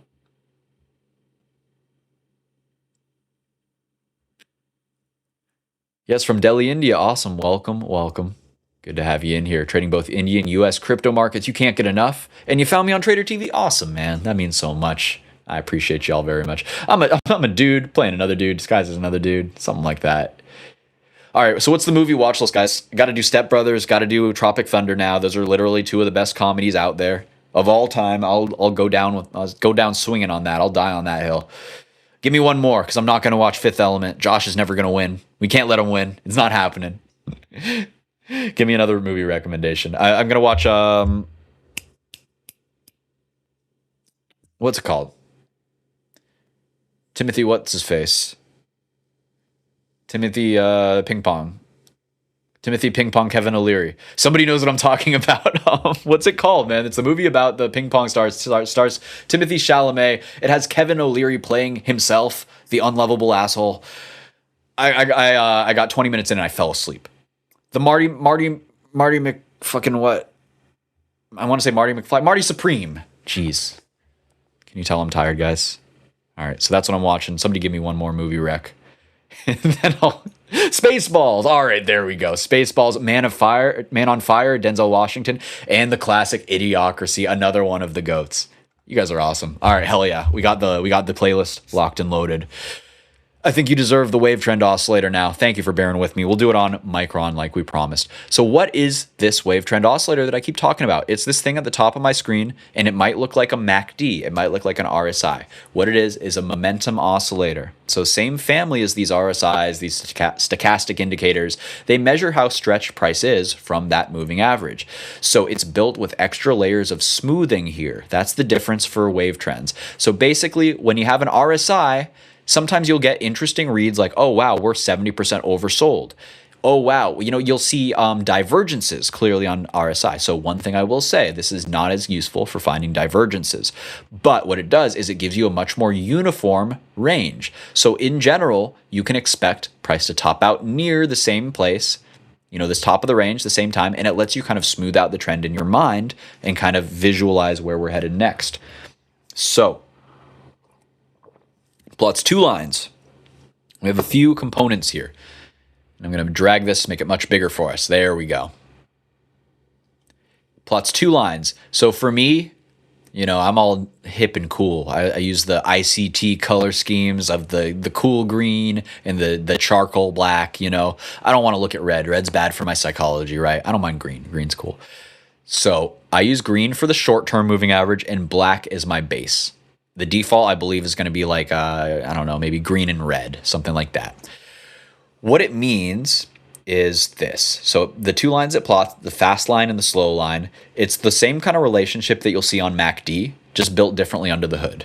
So about at positive 60, I have it set to positive 75. Why? I like it. I forget what the default actually is, but somewhere over 60 to 80, we'll call it. It's overbought, right? Below, it's oversold. There are lots of signals you can trade on this. There's a few that I trade more than others. The one that I do the most, though, is the crossover. So I'm not a big moving average crossover guy. I think that's kind of hokey. It's kind of like, it's what they sell to retail. It's like, oh, your moving average is crossing over. Oh, it's a death cross. You got to sell all your stocks. It's a death cross. Then you back test death crosses and turns out they're only right 40% of the time. Like, what the hell are we doing here? It's wives' tales. They're wives' tales, in my opinion. I think moving averages are useful for the hard levels they give because algorithms respond to those hard levels. I do not think they're useful for these esoteric crossovers. But for a momentum oscillator, that's the entire purpose of it, right? It's like use the tool for what it's meant for. That's what I always say. So you don't see me out there, hammering things with a saw. You don't see me chopping things with a hammer. I'm not strong enough. Maybe Caesar could, but not me. So I gotta work smarter, not harder. And so I look for these crossovers, and they often will provide very reliable signals on whatever time frame they're given on. So how does this translate in trade? Because I could be totally confused in saying, like, okay, we have a 1 minute crossover. We're bullish on a 1 minute. But for example, sometimes we have a 1 minute crossover and it doesn't work. How do we know which to take and which not to? For example, right here, we have a 1 minute bearish crossover at 8:11 my time, 11:11 market time there for Micron. In reality, we'll draw a little arrow. Shorting right there, not the play, right? Still had a lot of room to the upside. A few reasons why I wouldn't short here, just because it gave the crossover on the 1 minute. It didn't. The biggest thing is it didn't have confluence here, I promise you. And we'll find the lack of confluence in a second once I explain that. So for a scalp, I'm looking at the 1 minute oscillator, and I'm looking for the 5 minute oscillator to be in alignment. That gives me a high conviction, confluential place to enter there. Yo, Bronze Hands in the house. Great to see you back here. I love seeing a new name and then having it become a regular face. So shout out Bronze Hands. You took this trade this morning, if I recall correctly. You played the opening range break of Micron that I was too I'll be nice. I was too much of a coward to play because you know what? I wanted to buy the dip, and at least I didn't. But a lot of money left on the table just by not believing my lion eyes. I knew I was calling out that, hey, it failed the upside. Probably if it loses this, it's got a nice move down. You were on it. Congratulations. Nice little scalperoonie there. And hey, where did it go, by the way? Where did it end up going to? Let's look at a 5 minute chart. Our bull supply zone. So it transacted the support 3 on our Camarillo pivots. That was the low of the day. What do you do when higher low double bottoms off here? You can take this scalp to the midpoint, to VWAP. You can't expect more, especially on a large leg down trade there. You can't expect more. Nice little confluence, little example for our systems here. So now I want to show you what this looked like on a 5 minute chart at that little red arrow where we were saying, hey, we got the bearish signal, right?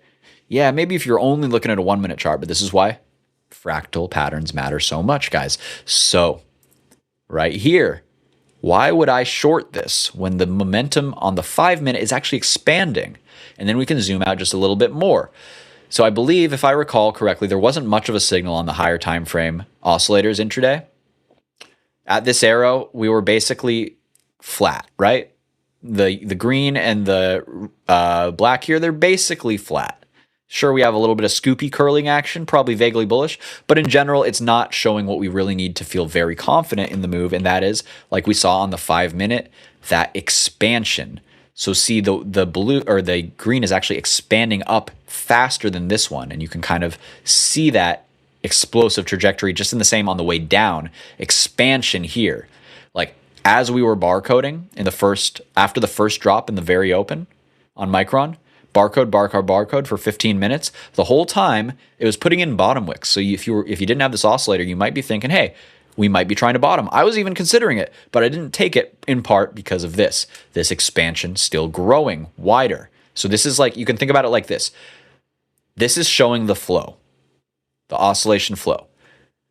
We're probably not done selling until this hits oversold on a 5 is a good start intraday. 5-minute chart. 5, 15, half hour, all good ones to look at. So we come down, price is trading sideways, but this is still got room to rip. It's building up steam. So that means every pop, shorts are hammering it back in, and all of the dumb money that are trying to buy this dip, well, they're kind of getting cooked, and they don't even realize it until they have to start getting stopped out. And then the dumb money who tried to buy, their stops out, their shorts, essentially they're selling, right? So you have the shorts, they're obviously selling. Then you have the new buys, they're forced to sell too. And that's how you get this expansive second leg down. And this kind of told the tale of the tape there before it actually played out. So remember, when you're trying to use this oscillator, you don't just look for the 1 minute. You need alignment on the 1 and the 5. Let me show you another way I use it. So let me tell you why I was so eager to sell my chips in the morning and hedge. I still held some, but I was talking about, hey, nice push up here. I'd like to see continuation, but realistically speaking, the short-term moving averages were starting to kind of curl into the open. And look here, up here. At 6 o'clock, it started trending down pretty sharply. We can even refine that a little bit more and show that pre-market, it was already telling us that we were basically overbought and starting to flip. 15-minute as well. Hitting overbought, giving you a sell signal right on this first candle. So if you took the sell signal right at the close of the first 15-minute candle, you get a higher confluence setup than like the 1 minute or the 5 minute, and straight shot down there. Where do we buy or where do we cover? Into the bull supply in case it's a mean reversion day. If it's a trend day, we can sell some more into this bear pivot because, hey, sometimes smacks on down, needs to come back up to VWAP and then goes to these bearish targets. But either way, we're playing level to level to level to level to level. If we're intraday. That's what I got so far. G. Thomas saying, I shorted from the open and then it just consolidated. Yeah, it took a little bit of time there. Absolutely. Also, what else we got cooking here?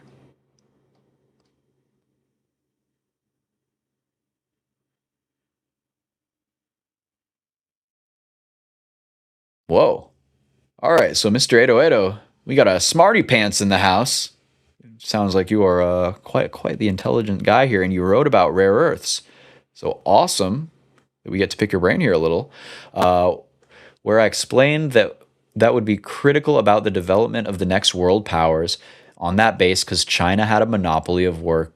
It being the site where 90% of the rare earth minerals are processed in China, and that's the crazy thing. We mine some of them, but we still send them on over to China to process. Make it make sense. Make it make sense. Turns out, offshoring critical defense industries just in pursuit of the almighty dollar, just to shave those margins a little more, just to lay off your American workers and offshore those jobs, turns out a little bit short-sighted, wasn't it? Reagan going, oops, my bad. Yeah, turns out wasn't the play. Turns out trickle-down economics didn't work either. Shocker. So now we have the right-wing populist thing. Trump saying we're going to onshore all this stuff. We're seeing some of that, and I'm all for it, don't get me wrong, but I'm not convinced that we're going to move backwards when we're in a service-based economy, when we're really a debt-based economy. Our biggest export is not rare earth minerals or cheap t-shirts or anything else. It is debt. We sell debt to everybody, and in exchange, we print money and we buy all of everybody else's stuff. That was working great until we really needed something that they weren't going to part with. And that's what we're looking at for these Chinese situations. Obviously, I'm giving a very layman's take on it. If you want the real deal, probably go talk to Edo Edo. He sounds like he knows what he's talking about. But it's important to understand the basics, the rudimentary aspects of these dynamics, because otherwise you don't understand the big impact that you get for these geopolitical meetings. A little more color from Edo Edo there. And already at that time, an important Chinese politician said that China would like to know if USA would have had problems to build the F-35s if China stops its exports. So they've been way on this for a long time. I think that we systemically underestimate China, and we're just starting to realize as a country for the first time in 30 years that actually they've been low-key cooking. Low-key cooking. Gotta say, they're not offshoring jobs. You know what they're spending there? We're spending half of our budget, our taxes on military spend to, I don't know what we're doing. What are we even doing? Like, really? What does it accomplish for us? Neither here nor there. The point being, China's spending all that money on infrastructure, on power, like they're building massive everything they need to power their country to ramp. They're also investing heavily in healthcare. They're also commoditizing housing. I don't know. Pretty interesting. I would not sleep on China. So my hedge to the fact that one day I might wake up needing to speak Mandarin, tongue in cheek, obviously, but still, times are changing. I want to own some Chinese stocks in my long-term port. So call REMX Chinese stock too, because there's a whole lot of Chinese exposure in there. All right. 1998, Edo saying, MU shorts are from very near times intended, right? Why short MU with a forward PE of 8 and a dominant position on a critical and strategical essential for development of AI? I mean, I'm with you, brother. Go tell all the bears, So first off, I think the forward PE is a little bit misleading, right? Whenever you get that low on a super cyclical like this, you're just waiting with bated breath on when they're going to drop the other shoe, right? When the other shoe is going to drop and they're going to start, investing in building more supply. Once you get that, then it's going to be a race to the bottom as the other ones scramble for market cap. They realize these forward PEs of 8, they're fleeting, So what I will say, I think that's a valid concern. I don't think it's a valid concern yet. I think what we're seeing now is primarily mechanical. I think it's an unwind primarily of way over leveraged South Korean investors. I think that was the primary mechanic at play here, as well as just you have that going on, right? And then you have all of these other players kind of fueling that fire too. You have Citadel coming out talking rate hikes and stuff just to stuff Leopold in a locker, take all his shares. They rinsed him so hard. Poor guy was getting married this week. The market's not a nice place, guys. That's all I got to say there. Brutal stuff. I don't even remember my point. Just heart goes out to Leopold there. But yeah, shorting Micron, it's tactical. I short Micron occasionally because, man, intraday you get 10% moves. And you know what? Yes, I do have, I'm not a big baller, guys. I have one share of Micron that I felt comfortable dip buying at 720. Yes, I'm bragging. Yes, I am bragging. I did catch the actual bottom, but only on one share. It's not going to make or break my life at all. So I want to build into the position. I'm still feeling sketchy, but having it programmed in my brain that I am like allowing myself to short this, it allows me to kind of capture that downside and not stress about my position that's much lower and help find potential places to add into a position there, because I'm with you. I think this is a key component of the next couple years of your portfolio. Maybe that's aggressive. Maybe it's more like 6 months to a year. Maybe I'm wrong and the top is in. I'm willing to make that bet. I'm willing to take that bet.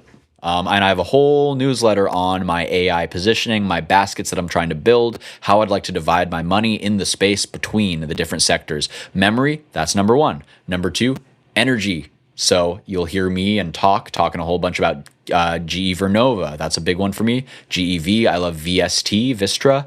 I love VPG. Oh, not VPG. I do love that. Different sector. VRT is really nice. Vertiv. A few others bopping around in my basket too that I either I'm strongly considering, think they're good options, or have already taken a position in. Blanking on my favorite right now. Bloom Energy. Bloom Energy. That's banging for us off the 160 handle. But there's other sectors too, right? You have photonics. I think that's a little further out, but I'm still very, very interested in the space. Names like AAOI I have a small position in. Lumentum, another one share wonder there for me at 650 on Lumentum, LITE. So very happy with my entries, but wishing that I stuck with the theme of just buying the dip a little more aggressively once the bottom kind of came in. I got too scared to believe this was a higher low on all these names.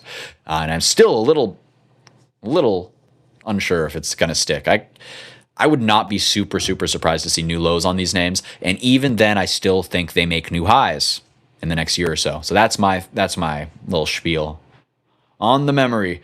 Tuck's a little more seasoned. He's a veteran. He's saying we will wait for NVDA earnings. LOL.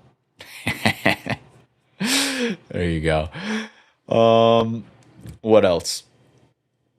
What else we got? I'm just hanging out with you guys at this point. I think we talked about everything we really need to. And there's the bell, so to speak. We're an hour past time. I think it's a good time to wrap, guys. I think it's a good time to wrap. How are we doing? Anything else we want to talk about real quick? Thoughts on AMAT, LAM, LAM Research, LRCX, I'm assuming, and CLAC, essentially manufacturing. Yes. We're talking lithography here, right? We're talking chip builders. So, not chip builders.